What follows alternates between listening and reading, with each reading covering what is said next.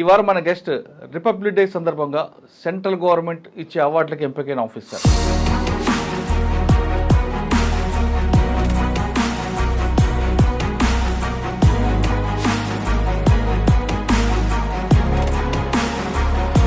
Special protection force అనేది చాలా important. కానీ మీకు ఒక ఆఫీసు, ఆ ఎస్టాబ్లిష్మెంట్ అంతా ఏదో పని, ఎందుకు పనికిరాని డిపార్ట్మెంట్ లాగా చూస్తారు? ఎందుకంటే ఈ ఫోర్స్ని ఉపయోగించుకోవడంలో ఇప్పుడున్న అడ్మినిస్ట్రేషన్ అనేది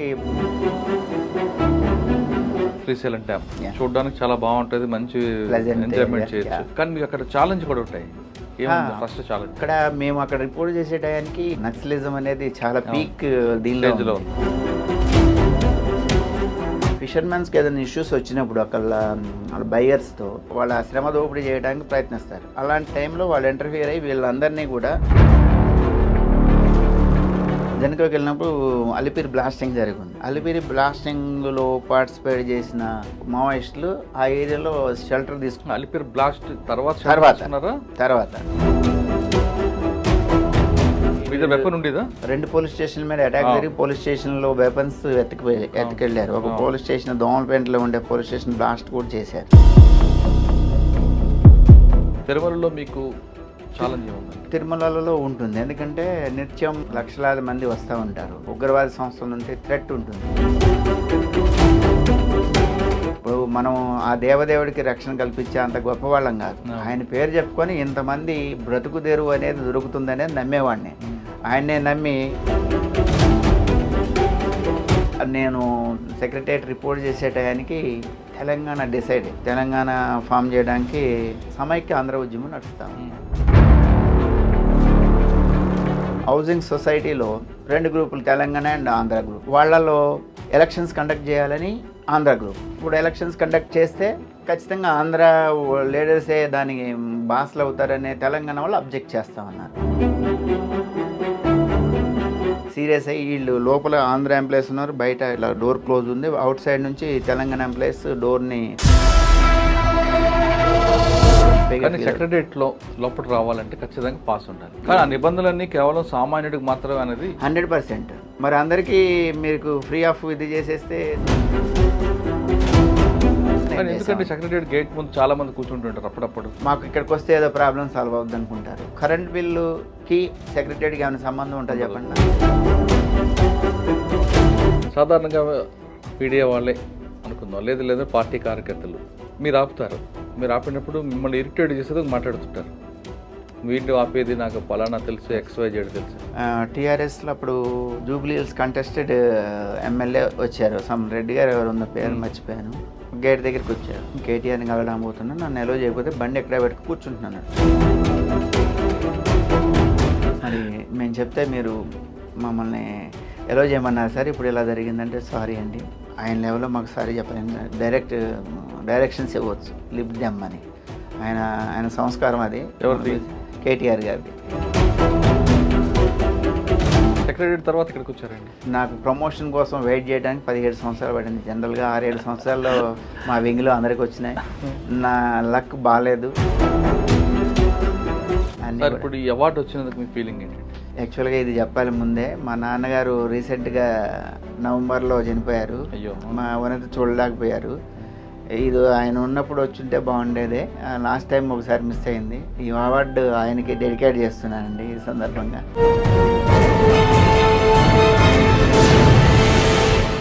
వెల్కమ్ టు క్రైమ్ డైరీస్. ఈ వారం మన గెస్ట్ రిపబ్లిక్ డే సందర్భంగా సెంట్రల్ గవర్నమెంట్ ఇచ్చే అవార్డులకు ఎంపికైన ఆఫీసర్. పేరు Trinodara garu, commandant special protection force Telangana. Trinodara garu చదివింది MSc BEd, టీచరు, ప్రొఫెసర్ అవ్వాల్సిన వ్యక్తి పోలీస్ ఆఫీసర్ ఎందుకయ్యారు? అందులో స్పెషల్ ప్రొటెక్షన్ ఫోర్స్ SPF. అసలు SPF విధులు ఏ విధంగా ఉంటాయి?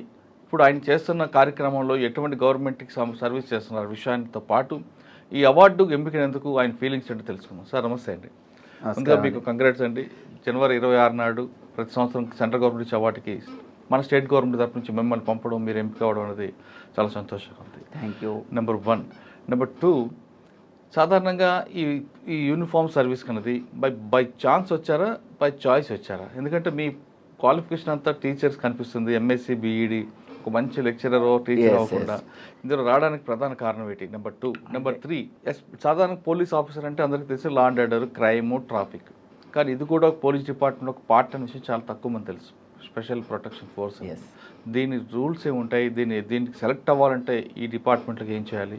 దీని విధులు, నిర్వహణ ఎలాగుంటుంది చెప్పండి. First of all thank you very much for congratulating మీ.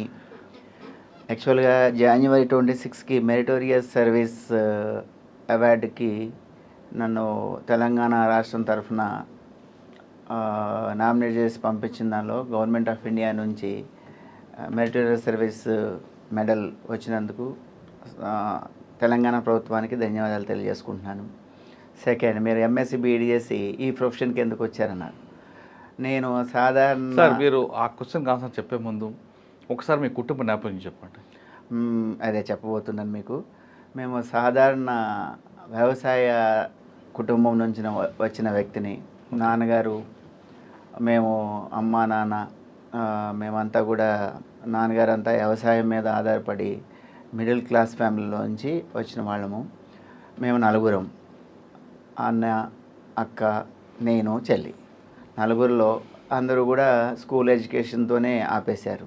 నేను ఒక్కడిని MSc BEd, ఉస్మాన్ యూనివర్సిటీలో MSc, ఉస్మాన్ యూనివర్సిటీలో BEd చేశాను. అదేవిధంగా సర్వీస్లో ఉండగా యూజ్ అవుతుందని చెప్పేసి అన్నామలై యూనివర్సిటీ నుంచి డిస్టెన్స్ ఎడ్యుకేషన్లో MBA సేఫ్టీ మేనేజ్మెంట్ కూడా చేయటం జరిగింది.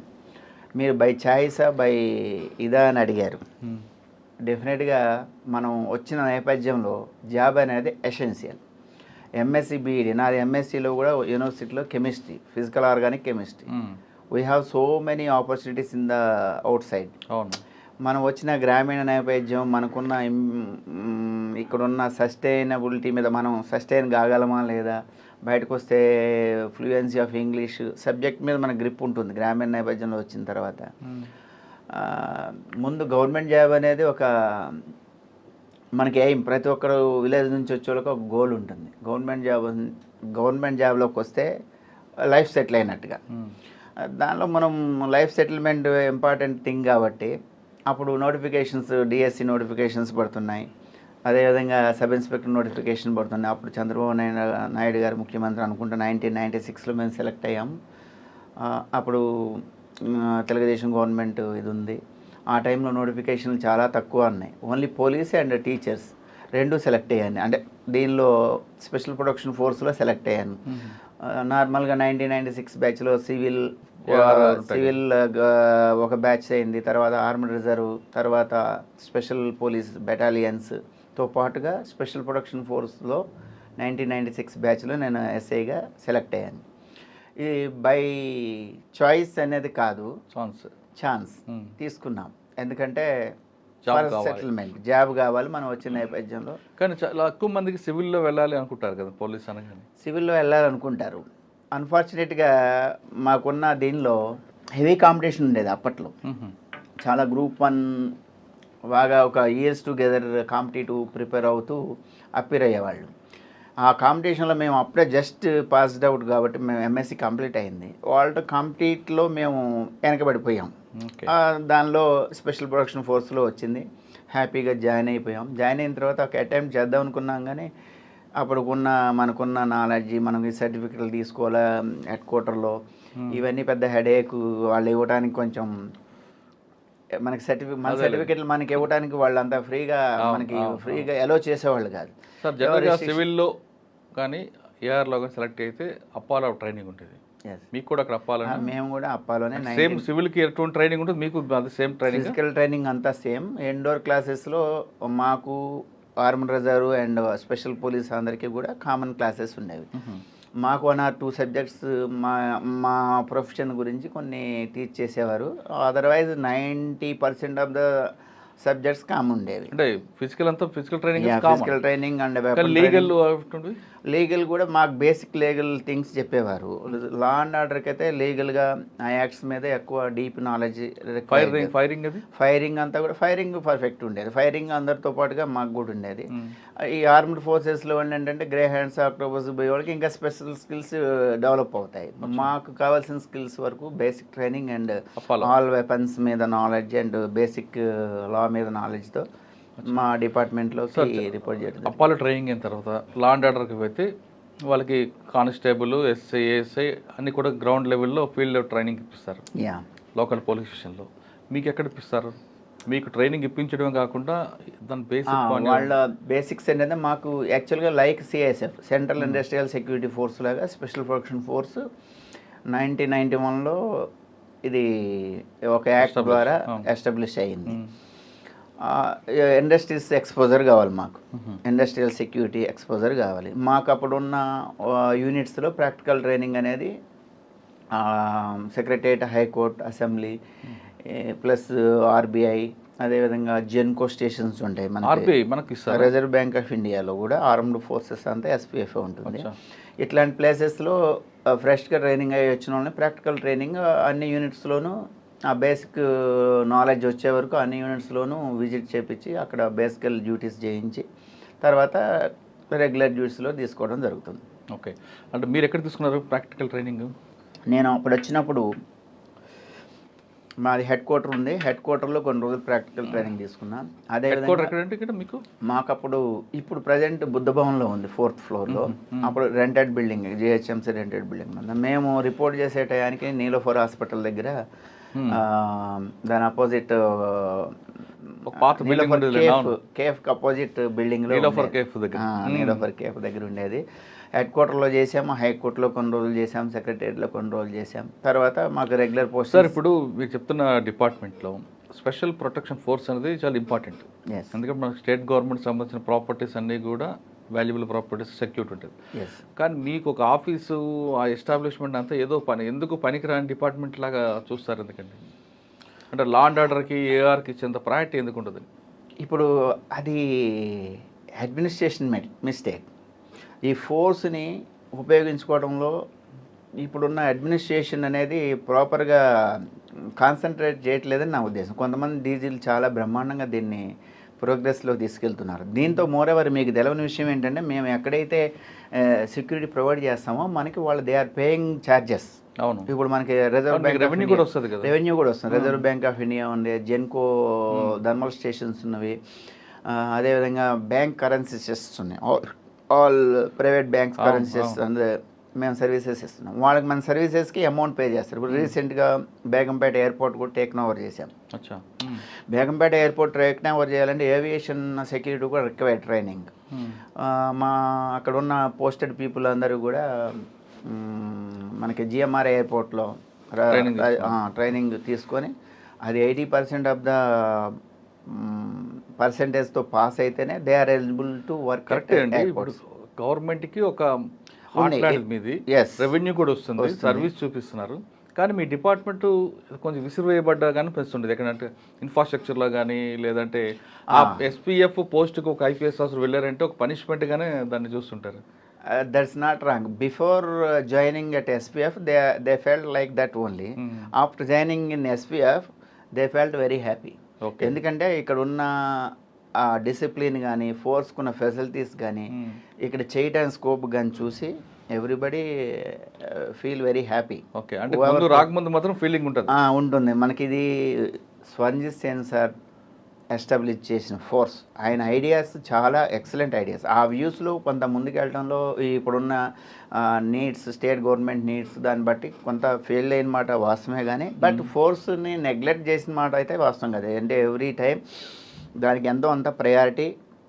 బడ్జెట్ విషయంలో అందరికి వచ్చినట్టే మాకు కూడా కొంత, కానీ ఇన్ఫ్రాస్ట్రక్చర్ అక్కడ కనిపించదు కదా. అది ఇన్ఫ్రాస్ట్రక్చర్, అది పాయింట్ ఇన్ఫ్రాస్ట్రక్చర్. నేను అంటుంది ఏ గవర్నమెంట్ కాదు, అన్ని గవర్నమెంట్లు కూడా ఉంది. అంటే మాకు ఉంది. ఇప్పుడు మెయిన్ లా అండ్ ఆర్డర్ అనేది మీరు చెప్తున్న సిఐఎస్ఎఫ్ తీసుకోండి, దానికి మాకు అకాడమీ ఉంది, దానికి ఒక ల్యాండ్ ఉంటుంది, దాంట్లో చాలా ప్రాపర్టీ.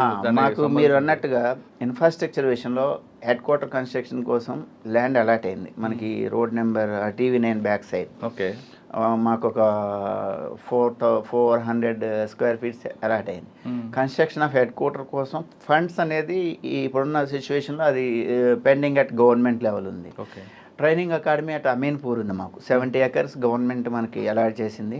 ట్రైనింగ్ యాక్టివిటీస్ అన్నీ కూడా అక్కడ జరుగుతున్నాయి. ఇన్ఫ్రాస్ట్రక్చర్ స్లోగా డెవలప్ అవుతూ ఉంది. అనుకున్నంత వేగంగా ఈ గవర్నమెంట్ నుంచి బడ్జెట్ రిలీజ్ కావడంలో ఉన్న ప్రాబ్లమ్స్ వల్ల అమీన్పూర్ ల్యాండ్ కూడా చాలా మంది కబ్జా చేశారు కదండి. కబ్జా చేశారు అన్నది ఆరోపణలు మాత్రమే. ఇప్పుడు ఎందుకంటే revenue people what ever madam fight చేసింది కదా అక్కడ. మేడం చేసింది అంటే మా ట్రైనింగ్ అకాడమీలో ఒక ఇంచ్ ఆఫ్ ల్యాండ్ కూడా ఎవరు కబ్జా చేయలేదు. ఎందుకంటే మాకు రెవెన్యూ పీపుల్ బౌండరీ చేసిందన్నంతా కూడా మేము ఎసెన్షియల్ ఏరియాలో కొంత ఫెన్సింగ్ వేసుకున్నాం. రిమైనింగ్ ఏరియాలో రాకుండా మాకు రెగ్యులర్గా 24 hours అక్కడ మా వాళ్ళు ఉంటారు కాబట్టి అలాంటిది లేకుండా చూసుకున్నాము. కాకపోతే ఏంటంటే అక్కడ మేము మేడం డీజీగా ఉన్నప్పుడు అమీన్పూర్ చెరువుని మేము అడాప్ట్ చేసుకున్నాం. మాకు అడ్జస్టెంట్ ట్రైనింగ్ సెంటర్ అక్కడ ల్యాండ్ని కబ్జాస్ ఉన్నాయి. అది సిక్కిం ల్యాండ్లోను ఫుల్ ట్యాంక్ లెవెల్లోను చాలా మంది పెద్ద పెద్ద వాళ్ళ పేర్లు చెప్పుకొని బౌండరీస్ వేస్తున్నాయి. దాన్ని ప్రొటెక్ట్ చేయడానికి మేము ట్రై చేసాం. మేడం ఉన్న టైం అంతా కూడా మా ఫోర్స్ అక్కడ యాక్టివిటీస్ చేసేది. 1 inch ల్యాండ్ కూడా ఎంక్రోచ్ కాకుండా మేము సక్సెస్ఫుల్గా ఉన్నాం. After madam retirement next DG's అనేది ప్రయారిటీ దానిలో అది లేదు. ఫోర్సు ప్రోగ్రెస్ ట్రైనింగ్లు ఈ డిప్లాయ్మెంట్స్ వీటి మీద కాన్సన్ట్రేషన్ ఉండేది కాబట్టి మేము కూడా ఆబ్వియస్లీ మేము కూడా దాని నుంచి డీవియేట్ అయ్యాము. అది ఎలా ఉందండి ఇప్పుడు మనకి ఐడియా లేదు. కానీ ల్యాండ్ అయితే మీ పొజిషన్లో మా ట్రైనింగ్కి అలాట్ అయిన ల్యాండ్ అంతా కూడా పర్ఫెక్ట్గా మన కంట్రోల్లోనే ఉంది. యాక్టివిటీస్ అన్ని గోయింగ్ ఆన్. ఇప్పుడు మనకి 390 members constables going to report month of February. వాళ్ళ బేసిక్ ట్రైనింగ్ కూడా అక్కడ జరుగుతుంది. అంతకుముందు కూడా 3 batches బేసిక్ ట్రైనింగ్ కూడా జరిగింది. కాకపోతే ఎమ్యూనిటీస్ వైజ్గా ఇంకా కావాలి రోడ్స్ కొంత. మిగతా అకాడమీతో పోల్చుకుంటే అంటే ఇప్పుడు మేము ట్రైనింగ్ చేసేటప్పుడు పోలీస్ అకాడమీ కూడా లైక్ మా SPF అకాడమీ లాగానే ఉండేది ఒకప్పుడు. మేము అంటే 25 years 27 years బ్యాక్ మేము అంటే అప్పటికే ఆంజనేయ రెడ్డి గారు దాన్ని ఒక డెవలప్ చేశారులేండి. కొంత ఉంది గ్రౌండ్స్ ఉన్నాయి తప్ప ఇవన్నీ రాక్ ఏరియా. దాన్ని లెవెల్ చేయాలంటే గవర్నమెంట్ నుంచి సపోర్ట్ లేకుండా దాన్ని చేయటం బడ్జెట్ లేకుండా ప్లేన్ ఏరియాలో ఇన్ఫ్రాస్ట్రక్చర్ ఇంప్రూవ్ చేయాలంటే బడ్జెట్ సరిపోతుంది. రాక్ ఏరియాలో అది చేయాలంటే కొంచెం అది గవర్నమెంట్ ప్రయారిటీ కూడా చూపించింది. అప్పుడు అకాడమీ అనేది స్టేట్ ప్రెస్టీజియస్ అదే నేషనల్ పోలీస్ అకాడమీ లాగా చేయాలని అప్పుడు అది ఆ లెవెల్కి రీచ్ అయింది. బట్ 3 decades పెట్టింది ఆ లెవెల్కి రీచ్ కావడానికి. మాకు ల్యాండ్ అలాట్ అయ్యి 1 decade అవుతున్నట్టుంది. డెఫినెట్గా we are going to reach that much level. Okay, surely. అది మీరు ట్రైనింగ్ ఎక్కడ తీసుకున్నారు? ప్రాక్టికల్ ట్రైనింగ్ మేము బేసిక్ ట్రైనింగ్ వచ్చి పోలీస్ అకాడమీలో తీసుకున్నాము. ప్రాక్టికల్ ట్రైనింగ్ వచ్చి మా యూనిట్స్లో head quarter and high court and secretariat వీటిలలో అప్పట్లో 3 months ప్రాక్టికల్ ట్రైనింగ్ తర్వాత శ్రీశైలం డ్యామ్కి పోస్టింగ్ అయింది. అప్పుడు సబ్ ఇన్స్పెక్టర్ ఆఫ్ పోలీస్గా sub inspector of special protection force డ్యామ్కి అయింది. డ్యామ్ ప్రొటెక్షన్ అంతా కూడా చూసుకునేవాళ్ళం. లేటర్ ఆన్ నాకు హైకోర్టుకి ట్రాన్స్ఫర్ అయింది. సార్, డ్యామ్లో ఫస్ట్ పోస్టింగ్ మీకు శ్రీశైలం డ్యామ్ చూడడానికి చాలా బాగుంటుంది, మంచి ఎంజాయ్మెంట్ చేయొచ్చు. కానీ మీకు అక్కడ ఛాలెంజ్ కూడా ఉంటాయి. ఏముంది ఫస్ట్ ఛాలెంజ్? మేము అక్కడ రిపోర్ట్ చేసే టయానికి చాలా నక్సలిజం అనేది చాలా పీక్ దీనిలో. సేమ్ టైం మా బ్యాచ్మెంట్స్ గ్రహణస్లో ఉన్న కూంబింగ్ ఆపరేషన్స్కి వస్తూ ఉండేవారు. మేము బ్యాలెన్స్ ఆఫ్ ఇది పీపుల్ని అక్కడ తిరిగే యాక్చువల్గా ఫిషర్మెన్స్కి సపోర్ట్గా ఈ మావోయిస్టులు ఉండేవారు. అప్పుడు మన ప్రజెన్స్లోనే వాళ్ళంతా తిరుగుతూ ఉండేవారు. మన రికగ్నైజ్ చేయగలరు, బట్ మనతో వాళ్ళకి హామ్ లేదు కాబట్టి వీఆర్ ఫ్రెండ్లీ పోలీస్ కాబట్టి మా జోలికి వచ్చేవారు కాదు. మా ముందే మూమెంట్స్ జరిగినా కానీ మనకి వాళ్ళతో హామ్ లేదు, మాతో వాళ్ళకి హామ్ లేదు కాబట్టి చాలా దీనికినే ఉండేది. మ్యాచ్ ఫిక్సింగ్ కాదు, బట్ వాళ్ళకి మేమంటే తెలియకుండా అంటే డ్యామ్ మీద యాక్టివిటీస్ ఉండే కావు. ఫిషర్మెన్స్కి ఏదైనా ఇష్యూస్ వచ్చినప్పుడు అక్కడ వాళ్ళ బయర్స్తో వాళ్ళకి ఇన్వెస్ట్ చేస్తారు. ముందు ఇన్వెస్ట్ చేసిన తర్వాత బైబ్యాక్ అయ్యేటప్పుడు వాళ్ళ ఆ రేట్ని డివియేట్ అవుతారు. వాళ్ళ దగ్గర చాలా వాళ్ళ శ్రమ దోపిడీ చేయడానికి ప్రయత్నిస్తారు. అలాంటి టైంలో వాళ్ళు ఇంటర్ఫియర్ అయ్యి వీళ్ళందరినీ కూడా లోపలికి డ్యామ్ లోపలికి పిలుచుకునేవాళ్ళు. అక్కడ వాటర్ పంపింగ్ స్టేజెస్ ఉండేవి శ్రీశైలం చేయడానికి. ఆ స్టేజ్లో అక్కడ పోవడానికి ఎవరికి వీలు కాదు. వాళ్ళు వాటర్లో అక్కడికి వచ్చేవారు, అక్కడ ఉన్నవాడు వీళ్ళని కూడా ఇక్కడ నుంచి లోపల నుంచి తీసుకెళ్ళేవారు, అక్కడికి వెళ్ళి వాళ్ళ రిజాల్వ్ చేసేవాళ్ళు ఇష్యూస్, రిజాల్వ్ చేసి వాళ్ళు ఫారెస్ట్లోకి వెళ్ళిపోయేవాళ్ళు. చూస్తారు ఎప్పుడు దూరం నుంచే చూడటం తప్ప అది అక్కడ మీటింగ్ అవుతుంది, ఇది ఇక్కడ మీటింగ్ అవుతుంది ఇట్లా చూసేవాళ్ళం తప్ప దూరం నుంచి చూసి వాడు వెళ్తాను సార్ వాడే. అప్పుడు నేను సెకండ్ టైం కూడా ఇన్స్పెక్టర్ ఉన్నప్పుడు జెన్కోకి వెళ్ళాను. జెన్కోకి వెళ్ళినప్పుడు అలిపిరి బ్లాస్టింగ్ జరిగింది. అలిపిరి బ్లాస్టింగ్లో పార్టిసిపేట్ చేసిన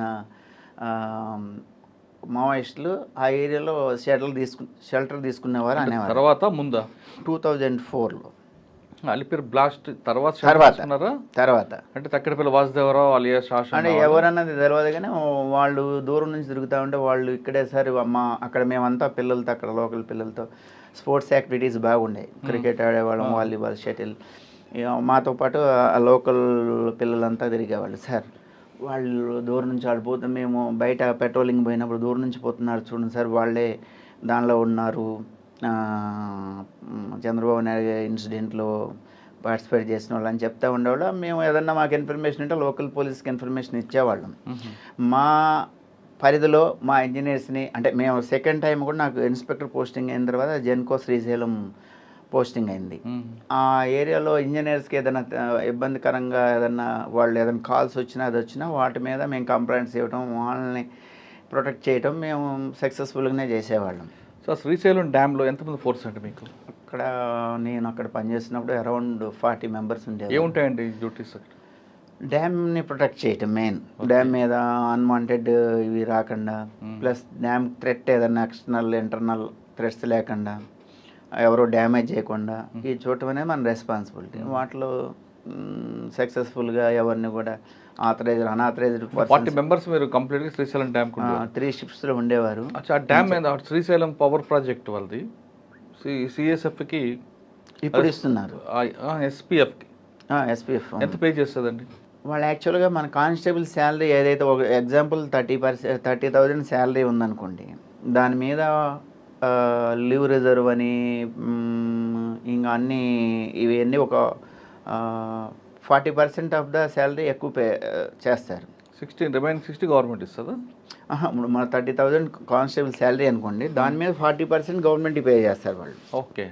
కాకపోతే ఏంటంటే ఇరిగేషన్ కూడా పార్ట్ ఆఫ్ గవర్నమెంటే కాబట్టి గవర్నమెంట్ టు గవర్నమెంట్ ట్రాన్సాక్షన్స్లో జిఎస్టీ ఒకటి రైజ్ అవుతుంది కాబట్టి అది లేకుండా చేయడం కోసం డ్యామ్స్కి ఇచ్చేది కూడా ఫ్రీ ఆఫ్ కాస్ట్ మీద గవర్నమెంట్ నుంచి ఇన్స్ట్రక్షన్స్ వచ్చినాయి. అంటే మీ శాలరీస్ గవర్నమెంట్గా బర్డెన్ కాదు, గవర్నమెంట్ మా శాలరీస్ గవర్నమెంట్కి పే చేస్తుంది, గవర్నమెంట్ మాకు డైరెక్ట్ పే చేస్తుంది.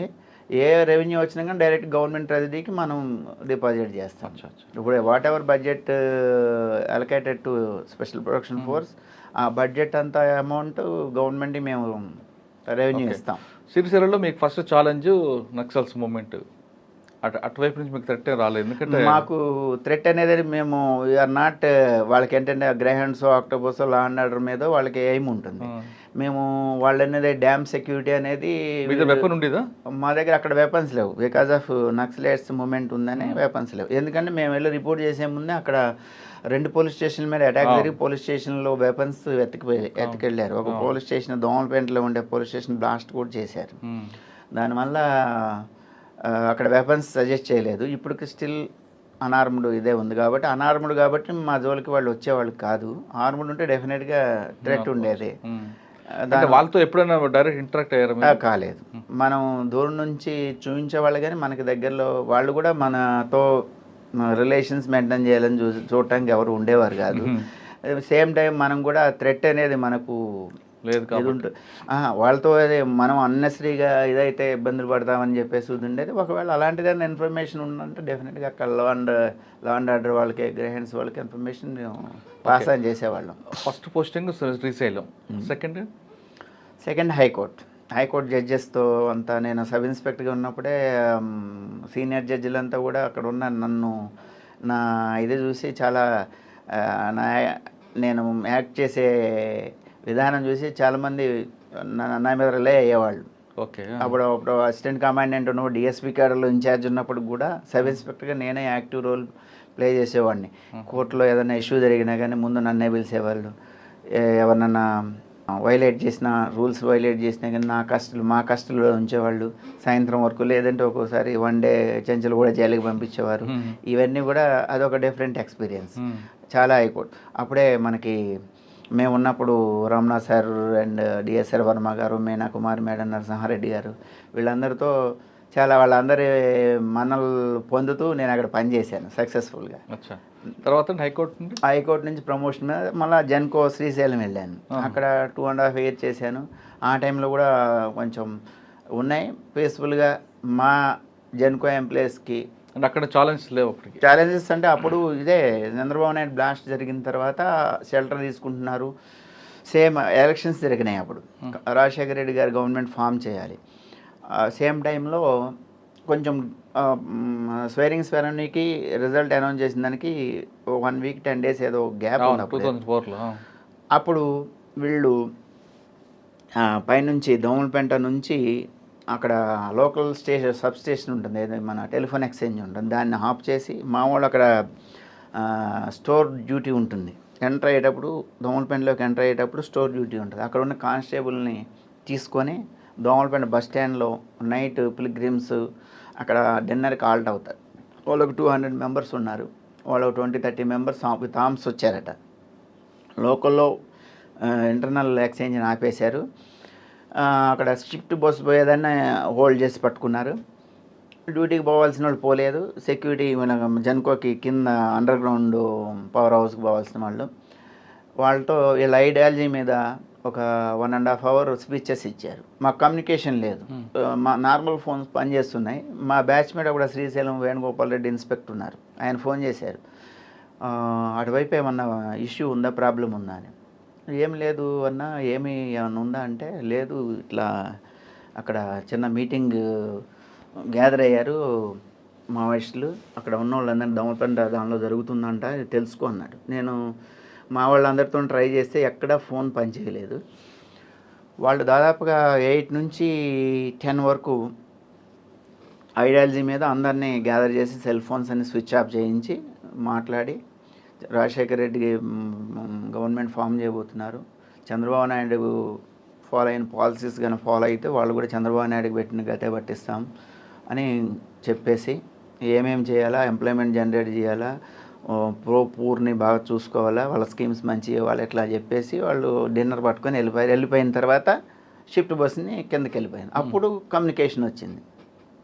అలాంటి సిచ్యువేషన్లు ఫేస్ చేసాం. అట్లే మా ఇంజనీర్స్ కూడా సేమ్ టైం శ్రీశైలం టైల్ పాండ్లో ఒకటి 1 TMC నిలబడటానికి, నీళ్ళు నిలబడటానికి రివర్సిబుల్ పంప్స్ శ్రీశైలం జన్కో, వాటి కోసం చిన్న డ్యామ్ కన్స్ట్రక్షన్ కోసం సర్వే వర్క్స్ నడుస్తూ ఉంటే నేషనల్ ఓషనోగ్రఫీ గోవా నుంచి టీం వచ్చింది దాన్ని స్టడీ చేయడానికి.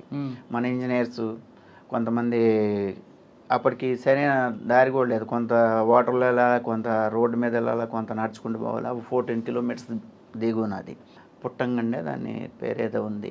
వాటర్లో వచ్చారు, బ్యాక్ వాటర్ శ్రీశైలం మనకి సాగర్ బ్యాక్ వాటర్లో బోట్స్లో మావోయిస్టులు వచ్చారు. మళ్ళీ పుట్టిల్లో వచ్చారు. వచ్చి వీళ్ళందరినీ సర్వే చేస్తున్న వాళ్ళందరినీ వాళ్ళ కంట్రోల్లో తీసుకున్నారు. వాళ్ళందరినీ గ్రూప్స్ చేసి ఏం జరుగుతుంది, ఏం చేయాలో, మీరు ఏం చేయాలో వాళ్ళకి ఒక సమ్ ఇన్స్ట్రక్షన్స్ ఇచ్చారు. అప్పటికి కంపెనీకి ఎవరికి కూడా అలాట్ కాదు, పటేల్ కంపెనీకి వచ్చిన తర్వాత కాంట్రాక్ట్. అప్పుడు వీళ్ళు ఒక కమ్యూనికేషన్ సెట్ ఉండేది, కమ్యూనికేషన్ ఆఫ్ అయిపోయింది. ఆఫ్ అయిపోయిన తర్వాత ఈవినింగ్ వరకు వాళ్ళని రిటైన్ చేసి అట్లే ఉంచారు. తర్వాత ఈవినింగ్ యాజ్ యూజువల్గా వాళ్ళు ఏమో ఇన్స్ట్రక్షన్స్ చెప్పారు, వీళ్ళు సైలెంట్గా ఉన్నారు. మెల్లగా ఒక రోజు తర్వాత ఇలా జరిగిందన్న విషయం బయటకు వచ్చింది. CMD గారు అప్పుడు పార్థసారథి గారు ఉన్నారు, ఆయన వచ్చారు. వస్తే ఇంజనీర్లు ఫ్యామిలీస్తో లబో దిబో అనుకున్న బ్రతుకుంటే బల్సాగి తినొచ్చు, మేము శ్రీశైలం వర్క్ చేయమని చెప్పేసి ఆయనకి అప్పీల్ చేసుకున్నారు. లేదమ్మా అలా కాదు, చెప్పండి మీకు ఏం ప్రాబ్లం ఉండదని చెప్పేసి అన్న తర్వాత వాళ్ళు ధైర్యంతో అక్కడ పనిచేశారు. వాళ్ళకి కాంట్రాక్టర్ ఇంట్రెస్ట్ అయిన తర్వాత వాళ్ళ ఇంటర్ఫియరెన్స్ లేదు. వాళ్ళు మరి కంపెనీస్కి వాళ్ళకి ఏమున్నదో తెలియదు, కానీ వాళ్ళ ఇంటర్ఫియరెన్స్ లేదు. ఇక్కడ ఏదైనా అక్కడికి ఆ ఎన్ రూట్లో ఫిషర్మెన్స్ ఉండే వాళ్ళకి పవర్ సప్లై అండ్ ట్రాన్స్ఫార్మర్స్ పెట్టమని చెప్పేసి వీళ్ళకి డిమాండ్ ఇచ్చేవాళ్ళు. అవి వీళ్ళు ఫుల్ఫిల్ చేశారు. ఆ తర్వాత మా ఇంజనీర్ జోలికి కూడా రాలేదు. కాలనీలు అప్పుడప్పుడు వచ్చాయి, అప్పుడప్పుడు గెస్ట్ హౌస్కి వస్తున్నారంటే ఇమీడియట్గా మేము అక్కడికి వెళ్ళిపోయేవాళ్ళం. మేము వెళ్ళబోయేసరికి వాళ్ళు డిజపేర్ అయిపోయేవాళ్ళు. అలాంటి చిన్న చిన్న సంఘటనలు తప్ప ఎక్కువ టెన్షన్ పడేవి అక్కడ కొంచెం టెన్షనే ఉండేది, కానీ అంత టెన్షన్ క్రియేట్ అయ్యేలాగా లేదు. ఎందుకంటే బికాజ్ ఆఫ్ మా పనితీరు, మేమేమన్నది అంటే జనరల్గా వాళ్ళు కూడా ఏంటంటే జెన్యున్గా ఉన్న వాళ్ళ జోలికి రారు. మా ఒపీనియన్ అంటే వాళ్ళకి 1-to-1 అంటే ఇప్పుడు కూమింగ్ పోయినప్పుడు 1-to-1 అది వేరు సిచ్యువేషన్. జనరల్గా మంచి పని చేసే ఆఫీసర్ ఎవరన్నా పోలీస్ స్టేషన్లో ఉన్నా కానీ వాళ్ళ జోలికి రారు. అప్పుడు ఫర్ ఎగ్జాంపుల్ అప్పుడు నేనున్నప్పుడే అక్కడ స్వామి గారు అని ఒక ర్యాంకర్ ఎస్ఐ గారు ఉండేవారు. ఆయన మీద అటాక్ వచ్చారు. ఆయన చాలా సిన్సియర్ హార్డ్ వర్కరు, మంచిగా బాగా పూర్ ఉండేవారు. ఆయన డోర్ కొడితే డోర్ ఓపెన్ చేస్తే ఆయన కింద ఆయన ఒక్కరే సింగిల్ ఉండేవారు. చాపేసుకొని పడుకున్నారు. ఆయన జోలికి ఆయన ఏమనకుండా ఆయన అలా వదిలేసి వెళ్ళిపోయారు, అటాక్ చేయడానికి అవకాశం ఉన్నా కానీ. అంటే officers depends on their attitude. వాళ్ళు అరేంజ్ చేసేవాళ్ళు అనుకుంటే డెఫినెట్గా చేస్తారు. మేము ఎవరిని అరేంజ్ చేసేవాళ్ళం కాదు కాబట్టి మా జోలికి వచ్చేవారు కాదు. అట్లా అలాంటి ఉద్విగ్నమైన క్షణాలు అక్కడ ఫేస్ చేసినవి ఉన్నాయి, కానీ అంత లైఫ్ థ్రెటనింగ్ అయితే ఉండేది కాదు. సెకండ్ టైం అక్కడ అయింది. సెకండ్ టైం ఎన్ని సంవత్సరాలు చేశారండి అక్కడ? మళ్ళీ అక్కడ 2.5 years చేశాను. నెక్స్ట్ ఎక్కడికి వచ్చారు? నెక్స్ట్ మళ్ళీ నాకు మంగంపేట మైన్స్కి వెళ్ళాను. అక్కడ మంగంపేటలో ఏముంది? మంగంపేట బయరటీస్లో అక్కడంతా కూడా వాళ్ళకి ప్రాపర్గా ఎటువంటి ఇష్యూస్ లేకుండా చూడాలి. ఆ కాంట్రాక్టర్స్కి, వీళ్ళకి, వెండర్స్కి, లేకపోతే ఏపీఎంటీసీ ఇవి లేకుండా కొంచెం అక్కడ మీకు ఛాలెంజ్ ఏంటి మంగంపేటలో? మంగంపేటలో బాగానే ఉండదు, ఛాలెంజింగ్ ఏముండదు. కోఆర్డినేషన్ ఈ అక్కడ ఏంటంటే ల్యాండ్ ప్రొక్యూర్ చేసుకున్న తర్వాత సెటిల్మెంట్స్ ఉంటున్నాయి మంగంపేట మేనేజ్మెంట్కి, అక్కడ ఉన్న లోకల్ పీపుల్కి. ఓకే. ఆ ఇష్యూస్లో అప్పుడప్పుడు గిర్నాలు గొడవలు, లోకల్ లీడర్స్ వచ్చి గొడవలు చేయడానికి ఉన్నప్పుడు వాటిని పాసిఫై చేసేవాళ్ళం గొడవలు లేకుండా స్మూత్గా. ప్లస్ అక్కడ ఎటువంటి ఇర్రెగ్యులారిటీస్ జరగకుండా, బయోటీస్లో అవన్నీ చాలా వాల్యుబుల్ అవి, దానిలో టెప్స్ అవి జరగకుండా మంచిగా అక్కడ బాగానే ఉండేది. మీకు బాగా అప్పుడు రాజశేఖర రెడ్డి గారు సీఎం గారు అక్కడ మొత్తం కూడా అక్కడ చాలా కడప అనేది అప్పుడు చాలా దీనిలో ఉంది. రాజంపేట కూడా రాజశేఖర రెడ్డి గారు మేనియా అంటే అక్కడ ఎటువంటి గొడవలు ఉండేవి కావు, చాలా స్మూత్గా నడిచింది. అక్కడ ఎక్కువ మంగంపేటలో బాగా గుర్తుండిపోయిన సంఘటన ఉందా? మంగంపేట నేను 6 months ఉన్నాను. 6 months ఉన్నప్పుడు కూడా అందరూ ఎంప్లాయీస్ అక్కడ జిఎం గారు వీళ్ళందరూ మేమందరూ కూడా ఒకటే మైన్స్ పక్కన చిన్న క్వార్టర్స్ ఉండే, అందులో ఉన్న క్వార్టర్స్ కూడా ఫెసిలిటీస్ ఎక్కువ ఉండేవి కావు. అందరూ కూడా టుగెదర్నెస్, అందరూ ఫ్యామిలీస్ ఈవినింగ్ అయిందంటే సరదాగా ఆడతా పడతా ఉన్న 6 months కానీ ఫ్యామిలీ బాండింగ్ అనేది అక్కడ వాళ్ళందరితో ఇప్పటికీ స్టిల్ కంటిన్యూ అయింది. పొల్యూటెడ్ అట్మాస్ఫియర్లో అక్కడ 6 months ఉన్నప్పుడు కూడా అక్కడ ఉన్న మంగంపేట మైన్స్లో ఎంప్లాయీస్ అందరితోనూ మేనేజర్ మంచి రిలేషన్స్ ఉండేవి. మంగంపేట తర్వాత ఎక్కడికి వచ్చారంటే? మంగంపేట తర్వాత నాకు ప్రమోషన్ వచ్చి నేను హైదరాబాద్ వచ్చాను. మంగంపేటలో ఉన్నప్పుడు ఆ పొల్యూటెడ్ వాటర్కి చాలా దీని మలేరియా అండ్ దాన్ని చాలా సఫర్ అయ్యాము. వచ్చే ముందు ప్రమోషన్ వచ్చే ముందు 3 months సఫర్ అయ్యాం. మంత్లీ వన్స్ రిపీట్ అయ్యేది falciparum malaria because of water and అక్కడ ఉన్న పొల్యూటెడ్ దీనిలో ఉన్న దోమలు, దీనివల్ల అదొక్కటే బ్యాడ్ ఇన్సిడెంట్ తప్ప మంగంపేట అనేది ఎంత పొల్యూటెడ్ ప్లేస్ అయినా కానీ అక్కడ ప్లెజెంట్గా ఉండేవాళ్ళం అందరం. తర్వాత ప్రమోషన్ మీద అసిస్టెంట్ కమాండెంట్ ప్రమోషన్ వచ్చి మేధానికి వచ్చాను. అది గవర్నమెంట్ ఆఫ్ ఇండియాది అటానమస్ డిఆర్డిఓ మన డిఫెన్స్ మినిస్ట్రీలో పనిచేసేది. అక్కడ కూడా చాలా డీసెంట్గా మేము అక్కడ పనిచేసాము. అక్కడ నుంచి మళ్ళీ అగైన్ హైకోర్టు. మిధాని యాక్చువల్గా సెంట్రల్ గవర్నమెంట్ కదా, అక్కడ సిఎస్ఎఫ్ ఉండాలి కదా? సిఎస్ఎఫ్ ఉండాలి. అక్కడ ఉన్న మేనేజ్మెంట్ అప్పుడు ప్రెజర్ ఉన్నప్పటికి కూడా ఎస్పీఎఫ్ అనేది బాగా పనిచేస్తుందని చెప్పేసి ఎస్పీఎఫ్నే కంటిన్యూ చేశారు. నేనున్నప్పుడు కూడా సిఎస్ఎఫ్ రీసెంట్గా అక్కడ సిఎస్ఎఫ్ టేకన్ ఓవర్ చేసింది. బిఫోర్ దట్ ఎస్పీఎఫ్ పనితీరు అక్కడ పక్కనే బీడీఎల్కి వాళ్ళకి సిఎస్ఎఫ్ ఉంది. వాళ్ళతో మమ్మల్ని కంపేర్ చేసుకొని మా పర్ఫార్మెన్సే బాగుందని చెప్పేసి మమ్మల్ని వీళ్ళు కంటిన్యూ చేయడం జరిగింది. మా టైంలో అక్కడ చాలా చిన్న ఇన్సిడెంట్స్ కూడా లేకుండా చేసాము. అది ఇప్పుడు వరకు కంటిన్యూ అయింది. తర్వాత వచ్చే ఆఫీసర్స్ తర్వాత వాళ్ళ మేనేజ్మెంట్ చేంజ్ అయింది, వాళ్ళ ప్రెజర్ ఉంది, సిఎస్ఎఫ్ తీసుకున్నారు. మిధాని తర్వాత ఎక్కడికి వచ్చారు? మిధాని తర్వాత మళ్ళీ హైకోర్టు చేశాను. హైకోర్టులో అసిస్టెంట్ కమాండెంట్ క్యాడర్లో మళ్ళీ చేసాము. మళ్ళీ కూడా సక్సెస్ఫుల్గా 2.5 years చేసిన తర్వాత తిరుమలకి ట్రాన్స్ఫర్ అయింది. హైకోర్టులో కూడా చాలా స్ట్రీమ్ లైన్ చేసాము. Entries of the advocates, clients, టోటల్గా నా టైంలోనే స్ట్రీమ్ లైన్ చేయడం జరిగింది. ఆ పార్కింగ్ ప్లేస్ చాలా ప్రాబ్లం ఉండేది. మెటర్నిటీ హాస్పిటల్ అంతా కూడా ఎక్వైర్ చేసింది నా టైంలోనే. అదంతా ఎక్వైర్ చేసి డిమాలిష్ చేసి పార్కింగ్ అంతా ఇటు side March inside parking not allowed అనమాట అడ్వకేట్స్కి. తర్వాత అప్పుడు ముందు టైంలో క్లయింట్స్ కూడా కోర్ట్ హాల్స్లోకి ఇష్టం వచ్చినట్టు వచ్చేవాళ్ళు. తర్వాత రిస్ట్రిక్ట్ చేసి స్ట్రీమ్ లైన్ చేయడం జరిగింది. ఓన్లీ అడ్వకేట్ డిమాండ్ మీదనే అలో చేయడం జరిగింది. అండ్ వాళ్ళు స్లిప్ ఇస్తేనే వాళ్ళని అలో చేయదు. క్లయింట్స్ని ఎవరిని కూడా హైకోర్టుకి అలో చేయడం, స్ట్రీమ్ లైన్ చేయడం జరిగింది. తర్వాత చిన్న చిన్న ఇన్సిడెంట్స్ అవి జరుగుతూ ఉన్నాయి అని చెప్పేసి వాళ్ళని టోటల్గా రెస్ట్రిక్ట్ చేయడం జరిగింది. ఒక ఫైర్ యాక్సిడెంట్ జరిగింది నా టైంలో జరగలేదు. నా టైంలో చిన్న చిన్నవి జరిగినాయి. బాగా ఒకటి వెహికల్స్ పార్కింగ్ షెడ్ ఒకటి, తర్వాత నేను వెళ్ళిపోయిన తర్వాత ఒక మేజర్ యాక్సిడెంట్ జరిగింది.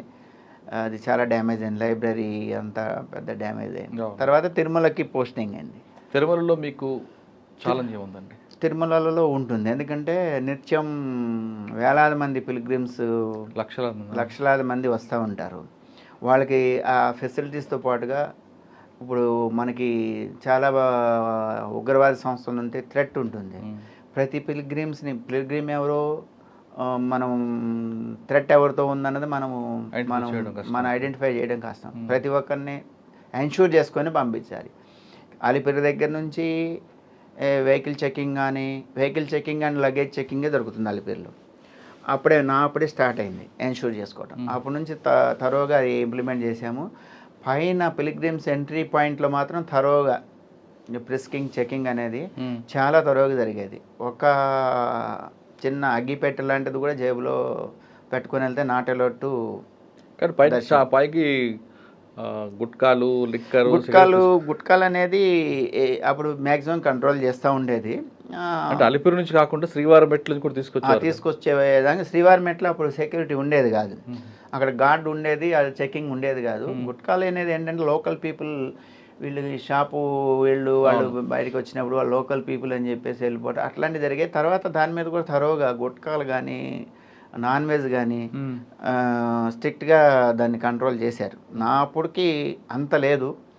గుట్కాలు ఏదైనా అప్పుడప్పుడు వస్తూ ఉంటే వాటి మీద రైడ్ చేయడం, వాళ్ళని చీజ్ చేయడం అన్నీ జరిగేవి.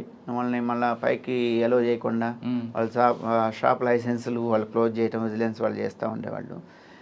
ఎన్ష్యూర్ చేసేవాళ్ళం సెక్యూరిటీ విషయంలో. వచ్చే పిల్గ్రిమ్స్ కానీ వేరే ఎక్స్టర్నల్ వీడితో ఆలయానికి థ్రెట్ కానీ లేకుండా చాలా, నేనున్న పీరియడ్లో చిన్న ఇన్సిడెంట్ కూడా జరగలేదు, ఎటువంటి ఇది చిన్నది కూడా లేదు. అక్కడ మీకు బాగా మెమరబుల్ ఒక విషయం చెప్పండి. స్వామివారి దగ్గర పంచాలు చాలామందికి ఉంటుంది. ఇప్పుడు అక్కడ ప్రతిసారి మేము ఉన్నప్పుడు బ్రహ్మోత్సవాలు జరిగేవి. బ్రహ్మోత్సవాల్లో పార్టిసిపేట్ చేయడం అనేది అది ఒక జన్మల అదృష్టం. స్వామివారికి ఎప్పుడంటే అప్పుడు మహాద్వారంలో ఎంట్రీ అనేది అక్కడ పిల్గ్రిమ్స్కి ఉండదు.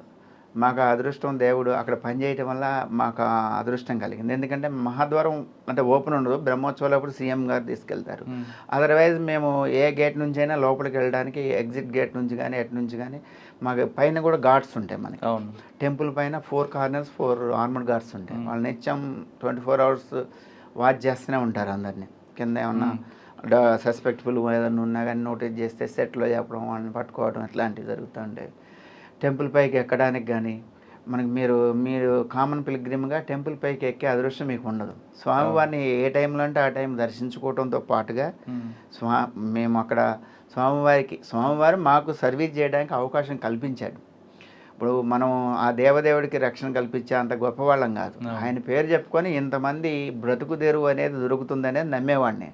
ఆయన్నే నమ్మి మీరే స్వామి మీకు మేము భద్రత కల్పించే వాళ్ళమా, మాకు అలాంటి ఏదైనా ఇన్సిడెంట్ ఉందంటే మమ్మల్ని అలైట్ చేయమని చెప్పేసి మేము ప్రార్థించేవాళ్ళం. ఆయన మేము వచ్చామంటే అదే ప్రార్థనతో స్టార్ట్ అయ్యేది. ఆయన దయతో ఇప్పటికీ అలాంటి ఇన్సిడెంట్స్ ఏం లేవు. చిన్న చిన్న ఇన్సిడెంట్స్ ఏవో లిక్కర్ బాటిల్స్ తేవడం, లేకపోతే డ్రోన్లు తిరగడం, అది స్వామివారికి ఎలాంటి సేవలు అయినా కానీ వెళ్ళే అదృష్టం ఉంటుంది. అక్కడ ఇన్ఛార్జ్ పైనుంచి ఫ్లైట్లు కానీ డ్రోన్ కెమెరా ఉంది. మా టైంలో ఎప్పుడు కూడా అలాంటి ఇన్సిడెంట్ జరగలేదు. ఎప్పుడన్నా ఒకటి అలా అవుతూ ఉంటుంది. దాని మీద యాక్షన్స్ అక్కడ ఇమ్మీడియట్గా హైయర్ అథారిటీస్ ఉన్నారు, విజిలెన్స్ ఎస్పీ గారు సపరేట్ ఉన్నారు, జైఓ గారు ఈఓ గారు ఉంటారు. వాళ్ళు మీ తరపున ఎవరు ఉంటారు అక్కడ? స్పెషల్ ప్రొటెక్షన్ ఫోర్స్కి మా తరఫున మా డిఎస్పీ ఇన్ఛార్జ్ ఉంటారు. ఓవరాల్గా సివిఎండ్ఎస్ఓ IPS or non cadre officer SP క్యాడర్లో ఉంటారు. మీ తరపున మీరు రిపోర్ట్ చేయాల్సింది వాళ్ళకి. నేను సివిఎండ్ఎస్ఓ గారికి రిపోర్ట్ చేయాలి. మా అప్పుడు ఎంకే సింగ్ సార్ సార్తో కలిసి చాలా హ్యాపీగా పనిచేసాము. అందుకంటే ముందు రామకృష్ణ సార్, ఆయన ఆంధ్రాకి వెళ్ళిపోయారు, రిటైర్ కూడా అయ్యారు. సార్ ఇద్దరు రిటైర్ అయ్యారు. వాళ్ళిద్దరు రామకృష్ణారావు సార్ ఆయన టైంలో కూడా, ఐవైఆర్ కృష్ణారావు సార్ టైంలో, సుబ్రహ్మణ్యం సార్ టైంలో చాలా ఎమినెంట్ సంవత్సరాలు చేశారు తిరుపతిలో. 2 years చేశాను. తర్వాత నేను రిక్వెస్ట్ మీద హైదరాబాద్ మళ్ళీ వచ్చిన తర్వాత మళ్ళీ కొంతకాలం మీద అని చేసి మళ్ళీ 13లో సెక్రటరియట్ వచ్చాను. 10 years దిగ్విజయంగా సెక్రటరియట్లో 10 సంవత్సరాలు వితౌట్ ఎనీ రిమార్క్. అందరూ నేను సెక్రటరియట్ రిపోర్ట్ చేసే టయానికి తెలంగాణ డిసైడెడ్, తెలంగాణ ఫామ్ చేయడానికి ప్రాసెస్ నడుస్తూ ఉంది. సమైక్య ఆంధ్ర ఉద్యమం నడుస్తూ ఉంది. సమైక్య ఆంధ్ర ఉద్యమం నడిచే ఇన్స్టిట్యూషన్స్లో చాలా ఇష్యూస్ జరిగినాయి ప్రతి దగ్గర, ఎక్సెప్ట్ సెక్రటేరియట్. సెక్రటేరియట్లో మాకు యాక్చువల్గా మేము పీజీ చేస్తున్నప్పుడు మాకు సీనియర్స్, జూనియర్స్, కొలీగ్స్ చాలామంది ఎంప్లాయీస్ ఉండేవారు. లీడర్స్ కూడా నరేంద్రరావు గారు కానీ, మురళీకృష్ణ గారు కానీ, అందరూ చాలా రిలేషన్స్ మాతో బాగుండే. ఎలాంటి ఉద్యమం చేసినా కానీ ఇద్దరు కూడా కాన్ఫిడెంట్ కాకుండా మేము గైడ్ చేసేవాళ్ళం. మీరు ఎట్లా చేస్తేనే మేము ఎలా చేస్తామంటే వాళ్ళు మాకు కోఆపరేట్ చేశారు. ఎటువంటి ఇన్సిడెంట్ లేకుండా ఎంటైర్ తెలంగాణ ప్రాసెస్ కంప్లీట్ అయ్యే వరకు చిన్న ఇన్సిడెంట్ లేకుండా స్మూత్గా హ్యాండిల్ చేశాం. దాంతో అందరూ వన్ అండ్ ఆల్ చాలా అప్రిషియేటెడ్. మా ఆఫీసర్సే గారు జిఐడిలో అప్పుడు శివశంకర్ సార్ ఉండేవారు, సిఎస్ గారు, మహంతి గారు ఉండేవారు. చాలా అప్రిషియేట్ చేశారు ఆ టైంలో. ఒక్క ఇన్సిడెంట్లో మాత్రం అక్కడ టెన్షన్ క్రియేట్ అయింది. అది నాన్ రిలేటెడ్ టు ఈ ఉద్యమం. ఓన్లీ ఎంప్లాయీస్ హౌసింగ్ సొసైటీ ఉండేది, సెక్రటరియట్ ఎంప్లాయీస్ హౌసింగ్ సొసైటీలో 2 గ్రూపులు, తెలంగాణ అండ్ ఆంధ్ర గ్రూప్స్. వాళ్ళలో ఎలక్షన్స్ కండక్ట్ చేయాలని Andhra group, majority group influenced by Andhra ఉంటుంది. ఇప్పుడు ఎలక్షన్స్ కండక్ట్ చేస్తే ఖచ్చితంగా ఆంధ్ర లీడర్సే దానికి బాస్లు అవుతారనే తెలంగాణ వాళ్ళు అబ్జెక్ట్ చేస్తూ ఉన్నారు. ఆ టైంలో వాళ్ళకి ఏదో జనరల్ బాడీ మీటింగ్ పెట్టుకున్నారా, బాడీ మీటింగ్లో గొడవ అయింది. ఇంటర్నల్ ఇష్యూ కాబట్టి, ఎంప్లాయీస్ మధ్య ఇదే కాబట్టి మేము ఇన్వాల్వ్ కాము. అందరూ సెక్రటరియట్ ఎంప్లాయీసే కాబట్టి ఒక వర్గం ఆర్గ్యుమెంట్స్ అయిన తర్వాత తెలంగాణ వాళ్ళు కొంచెం, తెలంగాణ ఎంప్లాయీస్ కొంచెం, అప్పుడు కొంచెం తెలంగాణ ఉద్యమం చాలా మూమెంటం బాగా ఉంది. అందరూ ఎంప్లాయీస్తో మీరు ఎలక్షన్ జరగాలనే హీటెడ్ ఆర్గ్యుమెంట్స్ ఒకరికొకరు పుష్ చేసుకున్న దాకా వచ్చింది. పుష్ చేసుకునే దగ్గర ఏటాల్ డిస్పర్స్ అయ్యారు. ఈ విధంగా జరిగిందని చెప్పేసి సిఎస్ గారికి ఆంధ్ర గ్రూప్ ఎంప్లాయీస్ కంప్లైంట్ చేయడానికి పోయారు. నేను అక్కడే ఉన్నాను. అప్పుడు మురళీకృష్ణ గారు వెళ్ళారు. సిఎస్ గారు అప్పుడు నేను ఇంత టెన్షన్లో కూడా మీతో నవ్వుతా మాట్లాడుతున్న మురళీ గారు అని చెప్పేసి ఆయన అన్నారు. ఆయన మాట్లాడుతుండగానే తెలంగాణ ఎంప్లాయీస్ అంతా కూడా వీళ్ళేదో మా మీద కంప్లైంట్ ఇవ్వడానికి పోయారు. మేము కౌంటర్ కంప్లైంట్ ఇవ్వాలని సిఎస్ దగ్గరికి వచ్చేసి వాళ్ళు గొడవ చేశారు. ఆ విషయంలో నాకు ఒక సీనియర్ అధికారి ఉండి ఆయన నన్ను మిస్గైడ్ చేయడం వల్ల నేను సిఎస్ గారు పిలిస్తే I'm the regular posted person CSO secretary. ఆయన ఏదో సమ్ ఇష్యూ మీద కొన్ని రోజులు టెంపరీగా పెడితే ఈజ్ హైయర్ ర్యాంక్ దాన్ మీ. ఇప్పుడు సిఎస్ కోపంతో ఉన్నాడు, డోంట్ గో దేర్ అని ఆయన డైరెక్ట్ చేయడం వల్ల నేను ఆయన పిలిచి టైంకి వెళ్ళకపోవడం వల్ల ఆయన సీరియస్ అయ్యి, వీళ్ళు లోపల ఆంధ్ర ఎంప్లాయీస్ ఉన్నారు, బయట ఇలా డోర్ క్లోజ్ ఉంది, అవుట్ సైడ్ నుంచి తెలంగాణ ఎంప్లాయీస్ డోర్ని నాక్ చేస్తూ పైన సీలింగ్ని నాక్ చేస్తూ ఆ సౌండ్ డిస్టర్బ్ చేస్తూ ఉంటే ఆయన ఇరిటేట్ అయ్యి ఆ ఇన్సిడెంట్ మీద సెక్యూరిటీ బ్రీచ్ జరిగింది, ఇక్కడ ఏం చేస్తున్నారు మీ వాళ్ళని డీజీ గారికి కాల్ చేయడం జరిగింది. డీజీ గారు కాల్ చేసి ఆయన రాబోయేసరికి అందరిని నేను ఫాస్టిఫై చేసి ఎటువంటి పంపించాను. ఆ ఇన్సిడెంట్ మాత్రం చాలా, ఎందుకంటే సిఎస్ కంటే హైయెస్ట్ అథారిటీ ఎవరు లేరు ఇక్కడ. ఇప్పుడు ఆయన పిలిచినట్టు నేను వెళ్ళలేకపోయాను. మా బాస్ దీనివల్ల నేను వెళ్ళినట్టయితే ఆయన అంటాడు సిఎస్గా, ఏం చేస్తున్నారు, what are you doing there year అని ఏదన్నా అంటారు. అన్నా నేను ఫేస్ చేయడానికి రెడీగా ఉన్నాను. నన్ను చూస్తే అందరూ డిస్పర్స్ అయిపోతారు. నేను బోనీకరణ చేసిన నాకు గిల్టీ ఫీలింగ్ ఉండేది. బట్ మోర్ ఎవర్ ఆ డీజీ గారు, మా తేజ్దీప్ మేడం ఉన్నారు, అప్పుడు అనురాగ్ శర్మ సార్ డీజీ గారు, తేజ్దీప్ మేడం కాల్ చేస్తే ఆమె రాబోయేసరికి అందరినీ ఫాస్టిఫై చేశాను. అందరిని ఎటువంటి పంపించేసాం. బట్ దాని మీద ఇన్సిడెంట్ మీద ఎంక్వైరీ చేశారు. వాళ్ళ అసోసియేషన్ ఎందుకు రద్దు చేయకూడదని ఇచ్చారు. సెక్యూరిటీ వాళ్ళు మీ మీద మీరు ఎందుకు ఇట్లా చేసినందుకు మీ మీద ఎందుకు యాక్షన్ తీసుకున్నా అన్నారు. తర్వాత అర్థం చేసుకున్నారు అక్కడ సిచ్యువేషను. అదొకటి మాత్రం నేను కొంచెం బ్యాడ్ ఫీల్ అయ్యే ఇన్సిడెంట్. నేను టైమ్లీ నా నా ఆత్మసాక్షి ప్రకారం నేను పనిచేస్తే అది కూడా జరిగి ఉండేది కాదు. అది ఆయన మాట వినడం వల్ల ఆ చిన్న రిమార్క్ ఉందని నాకు బాధ అనిపిస్తూ ఉంటుంది. 10 సంవత్సరాల పీరియడ్లో మీకు అదొక్కటే నేను ఫీల్ అయ్యేది. అది ఇప్పుడు తర్వాత అప్పటికి టెన్షన్ మూమెంట్ ఏదైనా చిన్న అది అనిపిస్తూ ఉంటుంది. అయ్యో సిఎస్ గారు తర్వాత అందరూ నాకు కూడా ఎక్స్ప్లెనేషన్ కాల్ఫర్ చేశారు, చూశారు. ఓకే దీనిలో నువ్వు చేసే ఉందని అంతా కూడా. ఎవరండి సిఎస్ అప్పుడు Mahanti sir, Shivashankar sir political secretary sir, అందరూ కూడా. తర్వాత లెటర్ అని appreciated each and every moment. ఏదన్నా ధర్నాలు కానీ అప్పుడు వైసీపీ ఎమ్మెల్యేస్ వచ్చి పోర్టుకోలో కూర్చొని ధర్నా చేసేవారు యునైటెడ్ స్టేట్లో. నేను లాస్ట్ కాంగ్రెస్ గవర్నమెంట్లో ఉన్నాను. వాళ్ళందరినీ కూడా ఇమ్మీడియట్గా నేనే మనం ఏం చేయాలంటే డెసిషన్ త్వరగా రారు, ఇక్కడ హైయెస్ట్ అథారిటీ కదా, మన డెసిషన్ వీళ్ళు ఎవరు చెప్పకుండా పోలీస్ నుంచి రారు. ఇప్పుడు మనం లిఫ్ట్ చేయాలంటే law and order central zone నుంచి రారు, ఇక్కడ నుంచి ఇన్స్ట్రక్షన్ రాకుండా రారు. సార్ అక్కడ ఎక్కువ టైం ఆడలో పెడితే మీరు మీడియా అంతా మీరు ముందే ఉంటారు, లైవ్ స్టేట్ అంతా లైవ్ ఇస్తూ ఉంటారు. ఎక్కువసేపు ఉంటే న్యూసెన్స్ అవుతుంది సార్. మనం ఏం చేద్దాం అంటే ఇప్పుడు ఏంటంటే ఖచ్చితంగా నా ఐడియా చెప్పి సార్ మీరు ఇది చేస్తే మనకి ప్రాబ్లం లేకుండా ఉండదంటే ఖచ్చితంగా దాన్ని గో హ్యాడ్ అనేవారు శివశంకర్ సార్. అప్పుడు what ever you feel you do it అనేవారు. దాని మీదనే సక్సెస్ఫుల్గా సారు ఆ కోఆర్డినేషన్తో ఎటువంటి ఇన్సిడెంట్స్ లేకుండా, ఎలాంటి ఇన్సిడెంట్ ఉన్న నిమిషాల్లో మేము దాన్ని ఫాసిఫై చేసేవాళ్ళం. నేను నా టైంలో 3-4 మెంబర్స్ సూసైడ్ అటెంప్ట్ చేశారు. మా ఐడి ఒక ఇంటెలిజెన్స్ కానిస్టేబుల్ ఐడి పార్టీ అంటాం, తిరుగుతూ ఉండాలి. ఏమన్నా ఇన్సిడెంట్స్ ఏదన్నా జరగడానికి ఛాన్స్ ఉందా, అలాంటి ఇన్సిడెంట్స్ అన్నీ మాకు నోటీస్కి రావడం అని మీలాంటి మీడియా మిత్రులు ఇలా ఉంది కొంత మీరు వాచ్ చేయండి అని మాకు ఇన్పుట్స్ బాగుండే. ఎందుకంటే నేను మెయింటైన్ చేసే రిలేషన్స్తో నాకు ఎనీ ఇన్ఫర్మేషన్, ఎనీ ధర్నాస్ కానీ, ఎనీ సెక్రటరీ ముట్టళ్ళు కానీ, ఫస్ట్ ఆఫ్ ఆల్ నాకు మీడియా నుంచి ఇన్ఫర్మేషన్, ఇంటెలిజెన్స్కి కూడా రాదు. నాకున్న రిలేషన్స్తో నాకు ఇంటి ఇచ్చేవారు, మీరు చూసుకోండి జాగ్రత్త అని. మేము దానికి తగ్గట్టు అరేంజ్మెంట్ చేసుకొని ఇనిషియల్ స్టేజ్లోనే దాన్ని ఎదగాకని చేసుకునేవాళ్ళం. అట్లే 3 సూసైడ్ అటెంప్ట్స్ టైమ్లీ మేము యాక్టెడ్, వాళ్ళందరూ ప్రాణాలు కాపాడాము చాలా సంతృప్తికరంగా.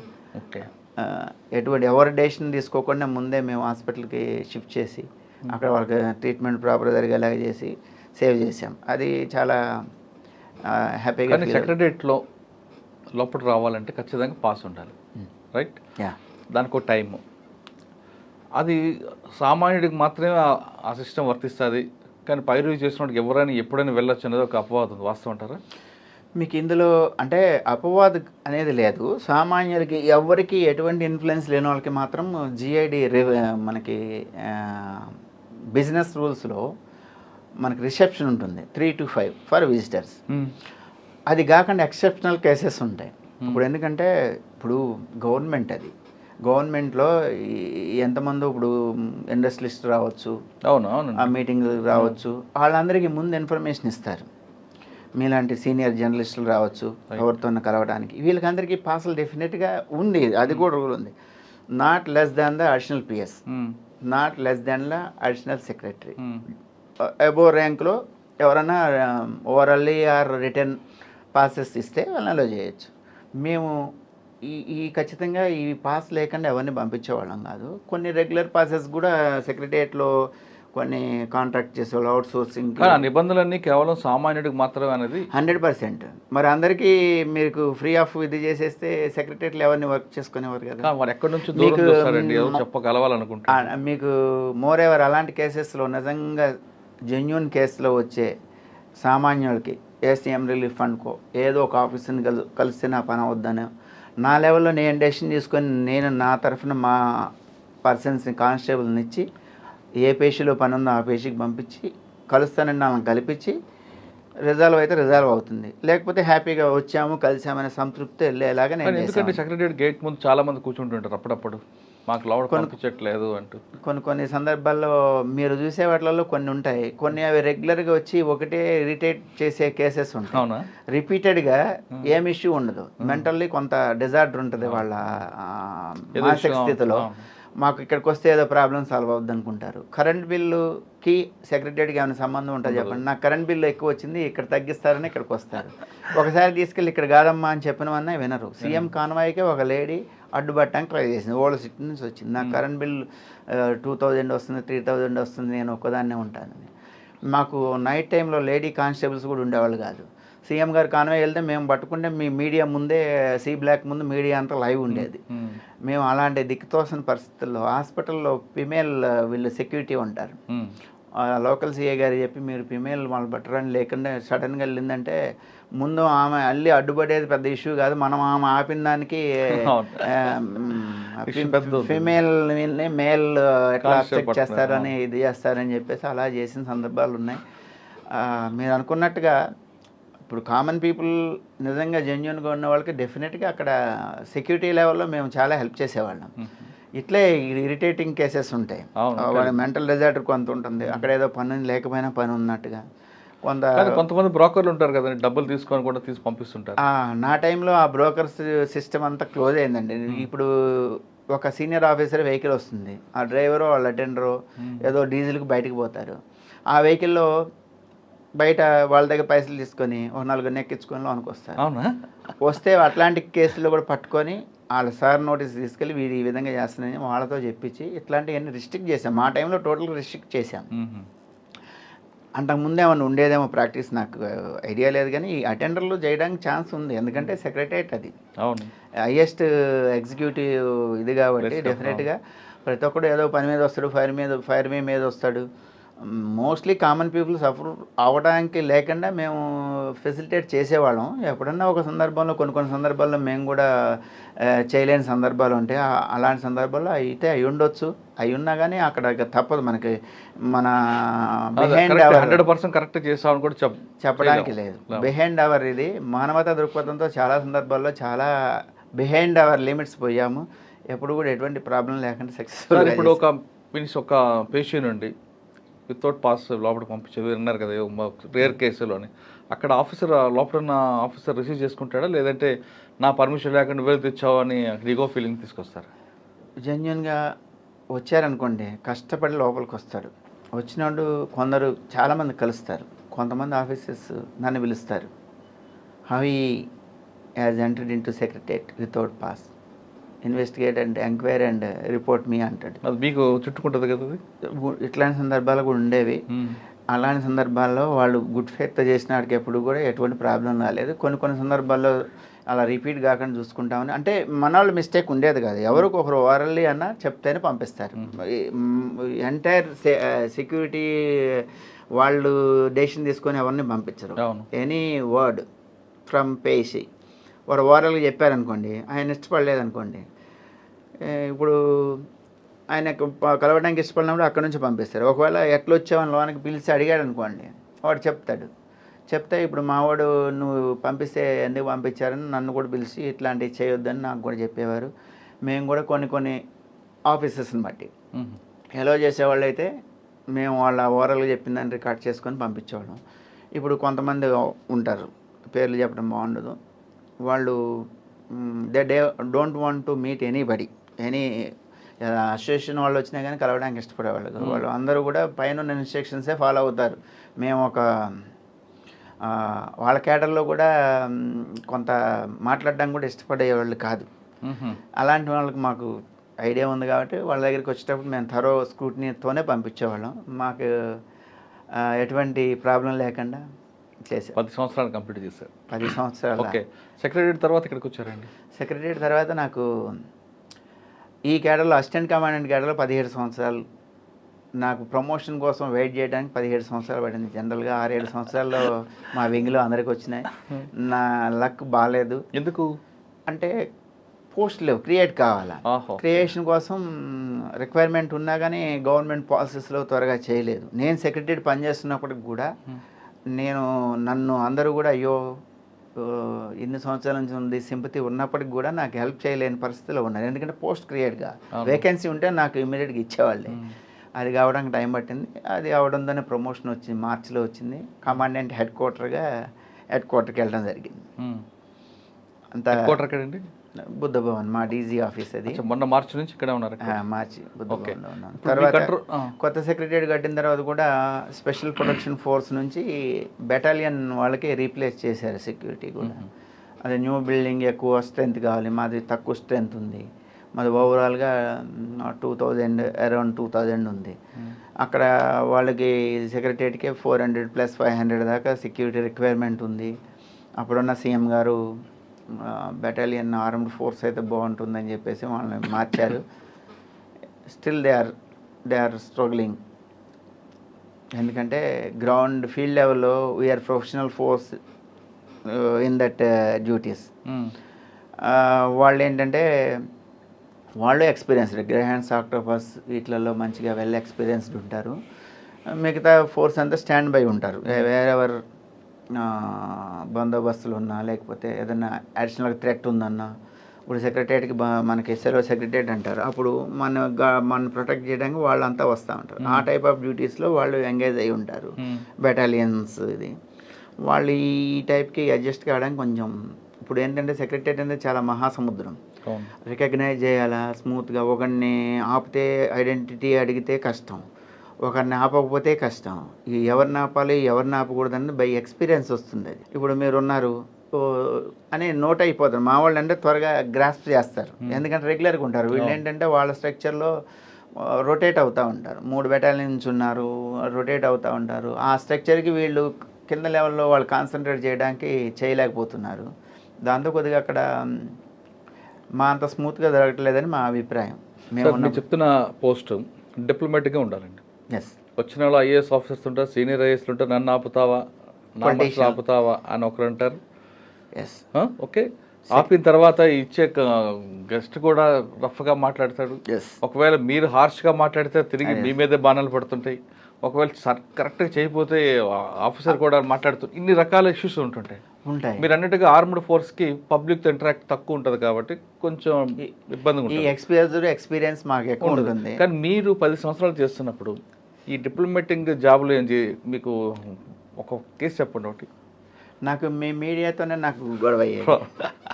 నేను ఒకసారి మనకి ఈ పవర్ ఇష్యూస్ మీద మీటింగ్ కాల్ఫర్ చేశారు ఫస్ట్ టెన్యూర్లో. మనకి అప్పుడు సిఎస్ గారు వస్తూ ఉన్నారు. మీడియా వాళ్ళందరినీ కూడా ఇన్వైట్ చేశారు ఆ మీటింగ్కి. పవర్ క్రైసిస్ మీద మనకి అప్పుడు ఛత్తీస్గఢ్ నుంచి కొనలే, ఇంకా తీసుకోవడానికి మనకి రిక్వైర్మెంట్ ఎంత ఉంటుంది. అప్పుడు యునైటెడ్ స్టేట్లో కిరణ్ కుమార్ రెడ్డి గారు కామెంట్ చేశారు కదా, మనకి అంధకారమే తెలంగాణ ఫామ్ అవుతాయని. బాగా ఫోకస్ చేసే టైంలో జర్నలిస్టులు అందరినీ పిలిచారు. పిలిచినప్పుడు వీళ్ళంతా అఫీషియల్స్ వెళ్తున్నప్పుడు ఒక 2 నిమిషాలు ఆగండి మీరు. వాళ్ళకి సిపి అప్పుడు Mahender Reddy sir, Anjani Kumar sir CP ఉన్నారు, సిపి మహేందర్ రెడ్డి సారే ఉన్నారు అప్పుడు. ఇప్పుడు సిటీ ముస్లిం ఆయన city journalist association president, something ఏదో ఉంది. మేము ఒక 2 నిమిషాలు ఆగమని మా వాళ్ళు అక్కడ చెప్పారు. వీళ్ళంతా వెళ్తున్నారు, లిఫ్ట్లు బిజీ ఉన్నాయి కాబట్టి వాళ్ళు వెళ్ళిన తర్వాత వెళ్తారంటే, ఇన్వైట్ చేసింది మాకు జిఐడి, ఇన్వైట్ చేసి ఇన్సల్ట్ చేస్తారా అని వాళ్ళు పట్టుకోముందు ధర్నా చేశారు.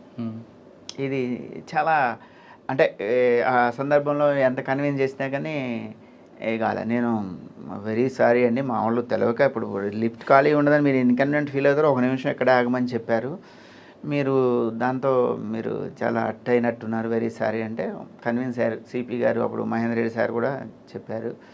ఫైనల్ కన్విన్స్ అయ్యారు. తర్వాత నాకు బెస్ట్ ఫ్రెండ్ అయ్యారు ఆయన. ఎప్పుడు వచ్చినా కానీ మీరుంటే మాకు ఎటువంటి ఇష్యూస్ రావండి ఇక్కడ. సరే, అదొక ఇష్యూ కాకుండా సాధారణంగా మీడియా వాళ్ళే అనుకుందాం, లేదా పార్టీ కార్యకర్తలు మీరు ఆపుతారు. మీరు ఆపినప్పుడు మిమ్మల్ని ఇరిటేట్ చేసేది మాట్లాడుతుంటారు. వీడియో ఆపేది నాకు పలానా తెలుసు, XYZ తెలుసు అని. ఎంత ఇరిటేట్ చేస్తుంటే ఎప్పుడో ఒక దగ్గర పరిస్థితి అయినప్పుడు అటువంటి యాక్షన్ ఎటు జరుగుతుంది. మేము అలాంటి దానికి రానిచ్చేవాళ్ళం కదా. ఇప్పుడు టీఆర్ఎస్లో అప్పుడు జూబ్లీ హిల్స్ కంటెస్టెడ్ ఎమ్మెల్యే వచ్చారు, సమ్ రెడ్డి గారు ఎవరు ఉందో పేరు మర్చిపోయాను. గేట్ దగ్గరికి వచ్చారు. నేను జూబ్లీస్ కంటెస్టెడ్ ఇది నేను కేటీఆర్ని కలవడం పోతున్నాను, నన్ను ఎలో చేయకపోతే బండి ఎక్కడే పెట్టుకు కూర్చుంటున్నాడు. మాకు కేటీఆర్ గారి దగ్గర నుంచి చెప్పాలి, చెప్పకపోతే మేము చేయమని అక్కడే పెట్టుకు కూర్చున్నాడు. అక్కడ ఏంటంటే టైంలీ డెసిషన్ తీసుకోవాలి. ఆయన్ని ఒక 10 నిమిషాలు ఎలో చేస్తే అక్కడ వచ్చే అఫీషియల్స్ ఇంకా అదర్ పీపుల్ అంతా అవునండి. అటువంటి సిచ్యువేషన్ నేను ఏం చేసేవాడిని అంటే తెలియజేసేవాడిని, ఆయన ఒక్కరు పోతే మనకు నష్టమేం లేదురా బాబు, పోనీ నేను ఏం చేయాలో చేస్తున్నాను, వెళ్ళి కేటీఆర్ గారికి చెప్పి ఈయన ఇట్లా బిహేవ్ చేశాడని చెప్పేవాడిని. అక్కడ నుంచి ఆయన చెప్పేవారు, అంటే ఎగ్జాంపుల్ అట్లా ఆయన ట్రీట్మెంట్ ఇచ్చేవారు. ఎవరు అట్లాంటి రిపీట్. ఒకసారి ఇట్లే మీకు కేటీఆర్ గారు హానరోరియం ఇచ్చారు సర్పంచ్లందరికీ కూడా, పెంచారు ఏదో సంథింగ్. వాళ్ళందరూ కూడా థ్యాంక్స్ చెప్పడానికి రాష్ట్ర వ్యాప్తంగా ఉన్న సర్పంచుల సంఘం అధ్యక్షులు సర్పంచులు అందరూ వచ్చారు. సర్పంచులు అంటే అంతా కూడా గవర్నమెంట్ ఫాలోవర్సే ఉంటారు కదా, అపోజిషన్ పార్టీ వాళ్ళు ఉంటారు కదా. మేము అందరినీ ఎంతమందిని మేము పంపించాం, మా రూల్స్ ప్రకారం మీకు దీని మీద వస్తే ఒక 5 మెంబర్స్ పంపిస్తామంటే కేటీఆర్ గారు పర్సనల్గా CSO garu allow them, no issue, no problem, will take care అన్నాడు. అందరినీ కమలాసన్ రెడ్డి సార్ ఉన్నారు సెంట్రల్ జోన్ డీసీపీ గారు, అందరినీ ఎలో చేశాం. ఎలో చేసిన తర్వాత అందరూ వచ్చారు, అందరికీ థ్యాంక్స్ చెప్పారు. అందరూ ఆయనకి కొందరు సన్మానం చేశారు, కొందరేమో డిమాండ్స్ పెట్టారు. వచ్చిన తర్వాత అక్కడికి వెళ్ళి కొంతమంది కొన్ని డిమాండ్స్ ఏవి అడిగారు. వాళ్ళు అవన్నీ కావని చెప్పేసరికి బయటకు వచ్చి అవుట్ గేట్ దగ్గర ధర్నా చేశారు. మరి మేము చెప్తే మీరు మమ్మల్ని ఎలో చేయమన్నారు సార్, ఇప్పుడు ఇలా జరిగిందంటే సారీ అండి, కమలాసన్ రెడ్డి గారికి నాకు ఆయన లెవెల్లో మాకు సారీ చెప్పాలి, డైరెక్షన్స్ ఇవ్వచ్చు, లిప్ దెమ్ అని. ఆయన సంస్కారం అది, కేటీఆర్ గారిది. సారీ అండి ఇలా జరుగుద్ది అనుకోలేదు, మీరు ఏం చేయాలో అది చేయండి అన్నారు. మేము వాళ్ళని కూడా డిస్టర్బ్ చేయకుండా ఇప్పుడు వాళ్ళని ఇప్పుడు పిలిచారు కేటీఆర్ గారు, వాళ్ళని ఇప్పుడు మనం లిఫ్ట్ చేస్తే ఇది అయిపోతుంది. వాళ్ళు కూడా ఏంటంటే మనకి వేకి అబ్స్ట్రక్ట్ చేయకుండా కూర్చోబెట్టాం. ఒక అర్ధగంట కూర్చున్నారు, మేము వాళ్ళని ఏం చేయలేదు, ఎటు డిస్టర్బ్ చేయకుండా అక్కడే ఎక్కువసేపు స్లోగన్స్ ఇచ్చారు, ఒక అలసిపోయే వరకు స్లోగన్స్ ఇచ్చారు, తర్వాత లేచి వెళ్ళిపోయారు. మేము అలా డీల్ చేసేవాళ్ళం. ఇప్పుడు వాళ్ళని మేము లిఫ్ట్ చేయబోయామనుకోండి, డౌన్ పోలీస్, గవర్నమెంట్ని డౌన్ అంటాం, ఇలాంటివి జరుగుతూ ఉండేవి. అలా చాలా స్మూత్గా హ్యాండిల్ చేసేవాళ్ళం. హోమ్ గార్డ్స్ కూడా ఒకసారి అలానే చేశారు. చేస్తే లోనకి రానికుండా రిస్ట్రిక్ట్ చేసి బయట అవుట్ సైడ్ కూర్చోబెట్టాము. ఒకవే రావడానికి పోవడానికి ఉంది. వాళ్ళు కూడా ఎందుకంటే మన దగ్గర పనిచేసేవాళ్ళు కాబట్టి ఇక ఒక లెవెల్కి వచ్చాక ఇక అక్కడ క్రాచ్ చేయాలనుకుంటే లోన్కి వచ్చేయచ్చు. సి బ్లాక్ ముందు కూడా ధర్నా చేసేవాళ్ళు. ఒక ర్యాలీ లాగా వచ్చారు ఇందిరా పార్క్ ట్యాంక్ బండ్ నుంచి. వస్తున్నప్పుడు అప్పటికి నోయల్ డేవిస్ సార్ అప్పుడే వచ్చారు సెంట్రల్ జోన్ డీసీపీగా. నేను సార్ ఊరికి వచ్చాడు, నేనున్నా, మా ఇంకెవ్వరు లేరు, ఫోర్స్ లేదు, అంటే వీళ్ళు వచ్చేది మన వాళ్ళే కదా అనే దీంతో ఈ అరేంజ్మెంట్ చేసుకోలేదు. వాళ్ళు ఫోర్సిబుల్లీ ఎంటర్ అవ్వాలంటే అవ్వచ్చు. మహంతి సారు ఒకరు వచ్చారు, అప్పుడు ఆయన సిసిఎస్లో ఉన్నారు, ఆయన వచ్చారు. ఆయన కూడా డ్రెస్ ఇక్కడ తెచ్చుకొని వేసుకున్నారు సెక్రటరీకి. అది ఈవినింగ్ టైంకి వచ్చారు 4:30కి. మా మేడం ఏం చేయమంటా ఉంది, ఎవరు తేజ్దీప్ మేడం ఉన్నారు. మేడంకి ఇన్ఫామ్ చేసి ఇలా జరుగుతుంది మేడం, అందరూ టెస్టిఫై చేయడానికి వచ్చారు, కాకపోతే అందరినీ కన్విన్స్ చేసి కూర్చోబెట్టాం, నేను కూడా రానని వచ్చేసింది. అందరూ వీళ్ళకంటే తర్వాత వచ్చారు అందరూ, కానీ వాళ్ళు ఏంటంటే ఎవరు కూడా ముందుకు రాలేదు, పబ్లిక్ వీధికి అబ్స్ట్రక్ట్ కాలేదు, వాళ్ళని వదిలేసాం. 4:30 నుంచి సిటీలో ఉన్న వాళ్ళందరినీ మాకు ఆఫీసర్స్ దగ్గర డ్రైవర్లు ఇలా చేయొద్దురా, ఇది పద్ధతి కాదు, మీకు మంచిది కాదు, ఇది మీ డిమాండ్స్ అన్నీ సార్ చూస్తా అన్నారు, మీరు ఇలా చేయడం కరెక్ట్ కాదంటే సిటీలో పనిచేసే వాళ్ళు అందరూ కూడా ఒక 60-70% అంతా డిస్పర్స్ అయిపోయారు. అవుట్ సైడ్ నుంచి వచ్చిన వాళ్ళు వాళ్ళకి తెలియదు కదా, ఇక్కడ వాళ్ళకి వచ్చే కూర్చున్నారు 8:30, 9 దగ్గర కూర్చున్నాక ఒక్కొక్కరు మరి బయట నుంచి వచ్చిన వాళ్ళు వెళ్ళిపోవాలి కదా, మెల్లమెల్లగా వెళ్ళిపోయారు.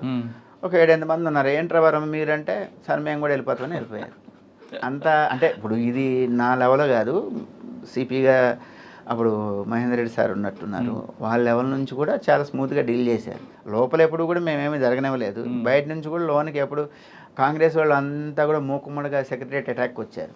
అప్పుడు జానారెడ్డి గారు, నాగేంద్ర గారు కాంగ్రెస్లో ఉన్నారు. మాకు తెలుసు కాంగ్రెస్ వాళ్ళు ధర్నాకు వస్తారు, లోపల బిల్డింగ్స్ అప్పుడు సెక్రటరియట్ అక్కడెక్కడ కడతామని డెసిషన్ చూస్తే బిల్డింగ్ ఇవన్నీ ఇన్స్పెక్ట్ చేయడానికి వస్తారంట వాళ్ళు. ఇప్పుడు వచ్చి ధర్నా చేయడానికి వస్తారని మాకు ఇన్పుట్స్ ఉన్నాయి, మీడియా మిత్రులు, ఇంటెలిజెన్స్ అన్నిటి నుంచి. మీరు అప్పుడు ఎమ్మెల్యేలు, ఎంపీలకు జనరల్కి ప్రివిలేజ్ ఉంటుంది, వాళ్ళని ఆపడానికి లేదు. అయినా కానీ మీరు ఇవాళ వచ్చే సందర్భం మాకు తెలుసు సార్, దయచేసి మిమ్మల్ని ఎలో చేయలేం, మీరు ఏమనుకోవద్దు సార్ అని చెప్పేసి అక్కడే కన్విన్స్ చేసి గేట్ నుంచి లోనకి రానియకుండా అక్కడే కూర్చొని గేట్ అవుట్ సైడ్దే కూర్చొని ధర్నా చేసుకొని మన వాళ్ళు ఫోర్స్ వచ్చిన తర్వాత లిఫ్ట్ చేసుకుని వెళ్ళిపోయారు. కానీ మీ ఫోర్స్ అంతా కూడా మెయిన్ గేట్ దగ్గర ఉంటుంది. మరి లక్కిడికాపుల నుంచి వస్తున్నప్పుడు పెట్రోల్ పంప్ పక్కన ఒక గేట్ ఉంటుంది. ఆ గేట్ నుంచి కూడా చాలామంది ట్రెస్ పాస్ అయ్యేవారు. మరి అక్కడ కంట్రోల్ అయింది తప్పింది. అంటే మాకు కొన్ని మేజర్ ఇన్సిడెంట్స్ అప్పుడు మేము మా ఓన్ అరేంజ్మెంట్స్ మేము చేసుకున్నాము. సెక్రటరియట్ 4 కార్నర్లు 4గురిని మేము సివిల్ డ్రెస్లో పెట్టేసి సెట్స్ పెట్టుకొని time to time law and order ఏంటంటే వాళ్ళు చాలా దీనిలో బిజీ ఉంటారు.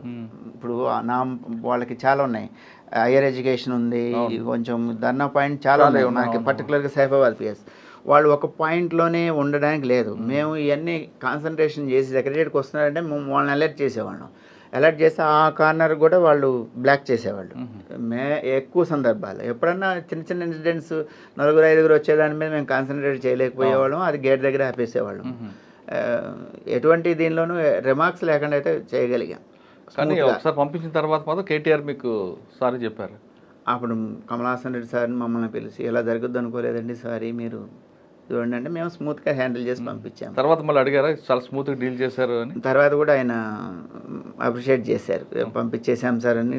తర్వాత చెప్తే ఓకే గుడ్ వర్క్ డన్ అని ఆయన కూడా అప్రిషియేట్ చేశారు. చాలా ఇట్లాంటివి చాలా ఉన్నాయిలేండి. ఇంకంతా కూడా అక్కడ ఇష్యూ జరిగేది, దాన్ని జర్నలిస్టులతో కూడా చాలా. ఇప్పుడు ఎందుకంటే మీరు ఒక సిఎస్ దగ్గరికి వెళ్తే ఆయన పిలిచి కూర్చోబెట్టి మీకు రెస్పెక్ట్ ఇస్తాడు. గేట్ దగ్గర కానిస్టేబుల్ని మీరు సిఎస్ రెస్పెక్ట్ నాకు ఇస్తాడే, నాకు గేట్ దగ్గర కానిస్టేబుల్ ఇవ్వడే అని చాలామంది సెక్రటరియట్కి వచ్చేవాళ్ళు అంతా సీనియర్ మోస్ట్ ఉండేవాళ్ళు, వాళ్ళు ఫీల్ అవుతూ ఉండేవాళ్ళు. వాళ్ళని నేను ఐడెంటిఫై చేసేవాడిని. అంటే సిఎస్ దగ్గర దొరికిన గౌరవాన్ని కానిస్టేబుల్ ఎక్స్పెక్ట్ చేయడం తప్పు కదండి. తప్పంటే ఈగో అండి. ఇప్పుడు ఈగో వాళ్ళ డ్యూటీ వాళ్ళు చేస్తున్నారనే భావంతో చూస్తే అది ఉండదు. ఒకవేళ మీరు చేయకపోతే ఆయన సస్పెండ్ అవుతాడు కదా. అవుతాడు. నేనేంటంటే ఇప్పుడు వాళ్ళతో కాదు, మీరు మీకు ఇబ్బంది కలిగితే నాకు కాంటాక్ట్ చేయండి అని ప్రతి ఒక్కరు నాకు అలానే, మీకు జర్నలిస్ట్ ఫ్రెండ్స్ అంతా అలానే అయ్యారు. మీరు గేట్ దగ్గరికి వస్తారంటే వాళ్ళ మీద మీరు వాడి పని అది, నేను ఇంట్రెస్ట్ చేసిన పని అది, వాడు డివిఐడి కాకుండా పని చేస్తాడు. మీరు ఖచ్చితంగా అది మీరు వస్తున్నారు, మీరు ఎవరన్నా ఒక మాట మీరు డైరెక్ట్ చెప్తే వాళ్ళు ఎలో చేయరు. మీకు ఎవరన్నా లోనికి రావాలి నాకు చెప్పండి అని చెప్తే అందరూ కొంతకాలం ఒక 2-3 నెలలు అందరూ తెలిసిపోయింది వాళ్ళకి అడ్మినిస్ట్రేషన్ ఎలా ఉంటుంది అంటే స్మూత్గా అందరూ కోఆర్డినేషన్తో చాలా బాగా జరిగింది. అక్కడ ఎటువంటి ల్యాబ్స్ లేకుండా సక్సెస్ఫుల్గా చేశాం.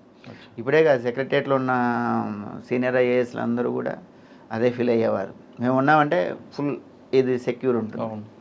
అంటే ప్రజెంట్ మీరు ఇప్పుడు హెడ్ క్వార్టర్లో ఉంటున్నారు యాజ్ ఏ కమాండెంట్ అడ్మిన్ అనుకోండి. దాదాపుగా entire department files process DG గారు చేసేది నా త్రూ జరిగింది. అపార్ట్ ఫ్రమ్ దట్ నాకు అసిస్టెంట్ కమాండెంట్ యాదగిరిగుట్ట టెంపుల్కి ఉంటారు. సిటీలో కొన్ని పాస్పోర్ట్ ఆఫీస్, బ్యాంక్ గార్డ్స్ కొన్ని ఉన్నాయి. హెడ్ క్వార్టర్ అసిస్టెంట్ కమాండెంట్ నా కంట్రోల్లో ఉంటారు. ఇది హెడ్ క్వార్టర్ రన్ అయ్యేదంతా కూడా మేము చూసుకోవాలి. అంతా ఫోర్స్ అంతా కూడా రిక్వైర్మెంట్స్ అన్నీ. ఇప్పుడు ఈ అవార్డు వచ్చినందుకు మీ ఫీలింగ్ ఏంటంటే? వెరీ హ్యాపీ అండి. ఈ అవార్డు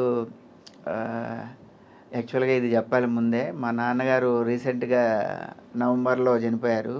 మా ఉన్నత చూడలేకపోయారు. ఇది ఆయన ఉన్నప్పుడు వచ్చుంటే బాగుండేదే. లాస్ట్ టైం ఒకసారి మిస్ అయింది. ఈ అవార్డు ఆయనకి డెడికేట్ చేస్తున్నానండి ఈ సందర్భంగా. ఎందుకంటే ఆయన ఆశీస్సుతో మేము ఈ స్టేజ్లో ఉన్నాము. అదొకటి బాధ అండి. వచ్చినందుకు సంతోషం. ఆయన ఉన్నగా వస్తే బాగుండేదనే ఫీలింగ్. సార్ మీ ఫ్యామిలీ గురించి చెప్పండి ఒకసారి. ఇప్పుడు అగ్రికల్చర్ ఫ్యామిలీ అంతా కూడా, అన్నయ్య, 2 పిల్లలు, వెల్ సెటిల్డ్. ఒకరు యుఎస్లో ఉన్నారు, అమ్మాయి ఇక్కడే ఉంది. మా పిల్లలు ఇప్పుడు just engineering final year, first year. 2 పాపలు. అక్క బావ గారు వాళ్ళు అగ్రికల్చర్ ఫ్యామిలీ, వాళ్ళ పిల్లలు వెల్ సెటిల్డ్. ఒకరు సైంటిస్ట్, ఒక అల్లుడు గారు, అబ్బాయి యుఎస్లో ఉన్నాడు. సిస్టర్ పిల్లలు వాళ్ళు కూడా, ఓకే, అమ్మాయి యుఎస్లో ఉంది, వాడు సాఫ్ట్వేర్. అందరూ వెల్ సెటిల్డ్, అందరూ బాగానే ఉన్నారు అంతా కూడా. కానీ అవార్డు నాన్నగారు ముందు వచ్చుంటే ఇంకా బాగుండేదని నా ఫీలింగ్. మా ఉన్నతిని ఆయన చూస్తే మాకు సంతోషం ఉండేది, ఆయన హ్యాపీ ఫీల్ అయ్యేవారే. అదొక బాధ. సార్ ఫైనల్గా చెప్పండి, పోలీస్ డిపార్ట్మెంట్ రావాలనుకున్న వాళ్ళకి లా అండ్ ఆర్డర్ వైపు వెళ్ళమంటారా, ఎస్పీఎఫ్కి రమ్మంటారా, ఆర్మడ్కి వెళ్ళమంటారా? ఇప్పుడు దేని మీద వెళ్ళినా దాన్ని నీ వ్యక్తిత్వంతో దాన్ని షైన్ చేయొచ్చండి. ఇప్పుడు నేను ఆఫ్టర్ ఆల్ నా చేతిలో ఫోకల్ నాన్ ఫోకల్ ఏముండదు, డిపెండ్స్ ఆన్ పర్సనాలిటీ. నువ్వు సర్వీస్ చేయాలనుకుంటే లా అండ్ ఆర్డర్లో నువ్వు లా అండ్ ఆర్డర్ కంట్రోల్ చేసుకుంటూ నీ పరిధిలో ఉన్న వాళ్ళందరికీ ఎక్కువ రియల్ సర్వీస్ ఇవ్వడానికి ఎక్కువ స్కోప్ ఉంటుంది. నీ పరిధిలో లా అండ్ ఆర్డర్లో కాకుండా ఏఆర్లో కానీ టీఎస్ఎస్పీలో కానీ ఎస్పీఎఫ్లో కానీ లిమిటెడ్ రోల్స్ ఉంటాయి. లిమిటెడ్ రోల్లో కూడా నిన్ను నువ్వు షో చేసుకుంటే ఏదైనా ఒకటండి, జాబ్ ఈక్వల్ స్కేల్ నువ్వు ఫీల్ కావాలి.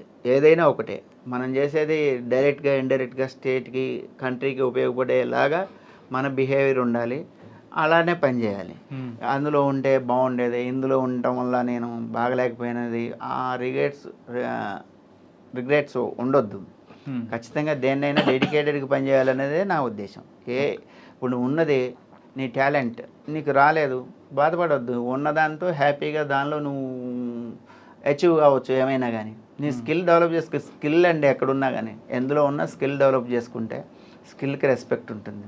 లా అండ్ ఆర్డర్లో అయినా ఏఆర్లో అయినా ఏపీఎస్పీలో అయినా నీ పని నేర్చుకో, ఒళ్ళు దాచుకోకుండా పని చేయి.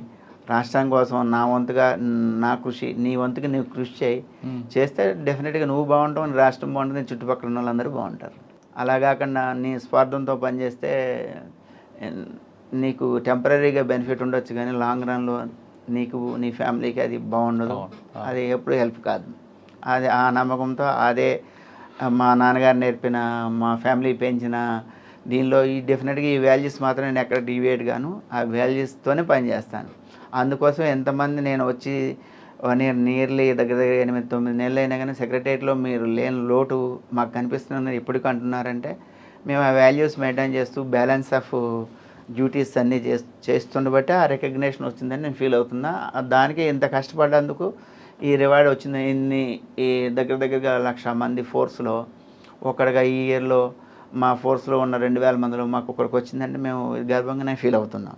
మేము చేసిన హార్డ్ వర్క్కి, డెడికేషన్, సిన్సియారిటీకి గుర్తింపుగా మేము ఫీల్ అవుతున్నాం. దీనికి తెలంగాణ ప్రభుత్వానికి ప్రత్యేక ధన్యవాదాలు తెలియజేస్తున్నాను. పోలీస్ డిపార్ట్మెంట్ రండి, వచ్చిన వాళ్ళు ఫోకల్ నాన్ ఫోకల్ అని కాకుండా మీరు ఇంటర్వ్యూలో ఏ సెలెక్ట్ అవుతారో ఆ సెలెక్ట్ పోస్టులో ఖచ్చితంగా పనిచేయండి. కానీ ఇక్కడ సివిల్, లా అండ్ ఆర్డర్ లేదా ఆర్మీడు, ఎస్పీఎఫ్ అని కాకుండా మీకు పనిచేసిన ఏ ప్లేస్ అయినా సరే మీ స్కిల్ చూపించి దాని విలువలు కాపాడితే ఖచ్చితంగా మీకు గుర్తింపు ఉంటుంది అంటున్నారు త్రినాథ్ గారు. ఆయన చిన్న కుటుంబంలో పుట్టి టీచర్ అవ్వాల్సిన వ్యక్తి పోలీస్ వైపు వచ్చారు. కానీ పోలీస్ అనగానే అందరూ కూడా లా అండ్ ఆర్డర్ చూడాలనుకుంటారు. కానీ అతనికి బై ఛాన్స్ వచ్చిన జాబ్లో ఎస్పీఎఫ్లో తన టాలెంట్ ప్రూవ్ చేపట్టి ఈరోజు ప్రెసిడెంట్ మెడల్కి, సెంట్రల్ గవర్నమెంట్ మెడల్కి అని అప్రూవ్ అయ్యారు. ఖచ్చితంగా మనం పని చేయాలనుకుంటే ఏ పోస్ట్ అని కాదు, ఆ పోస్ట్కి మన వల్ల విలువ రావాలి, కానీ పోస్ట్ వల్ల మనకు కాదన్నది త్రినాథ్ గారి యొక్క టాలెంట్, ఆయనకు ఒక మోడల్. ఇది ఈ వారం త్రినాథ్ గారితో ఎక్స్క్లూజివ్ ఇంటర్వ్యూ. వచ్చే వారం మరొక ఇష్టం మళ్ళీ కలుద్దాం. అంతవరకు నమస్తే. Thank you sir, thank you very much. All the best. ఇంకా మంచి అవార్డు తెచ్చుకొని థ్యాంక్ యూ వెరీ మచ్, మంచి పేరు తెచ్చుకో. Thank you very much.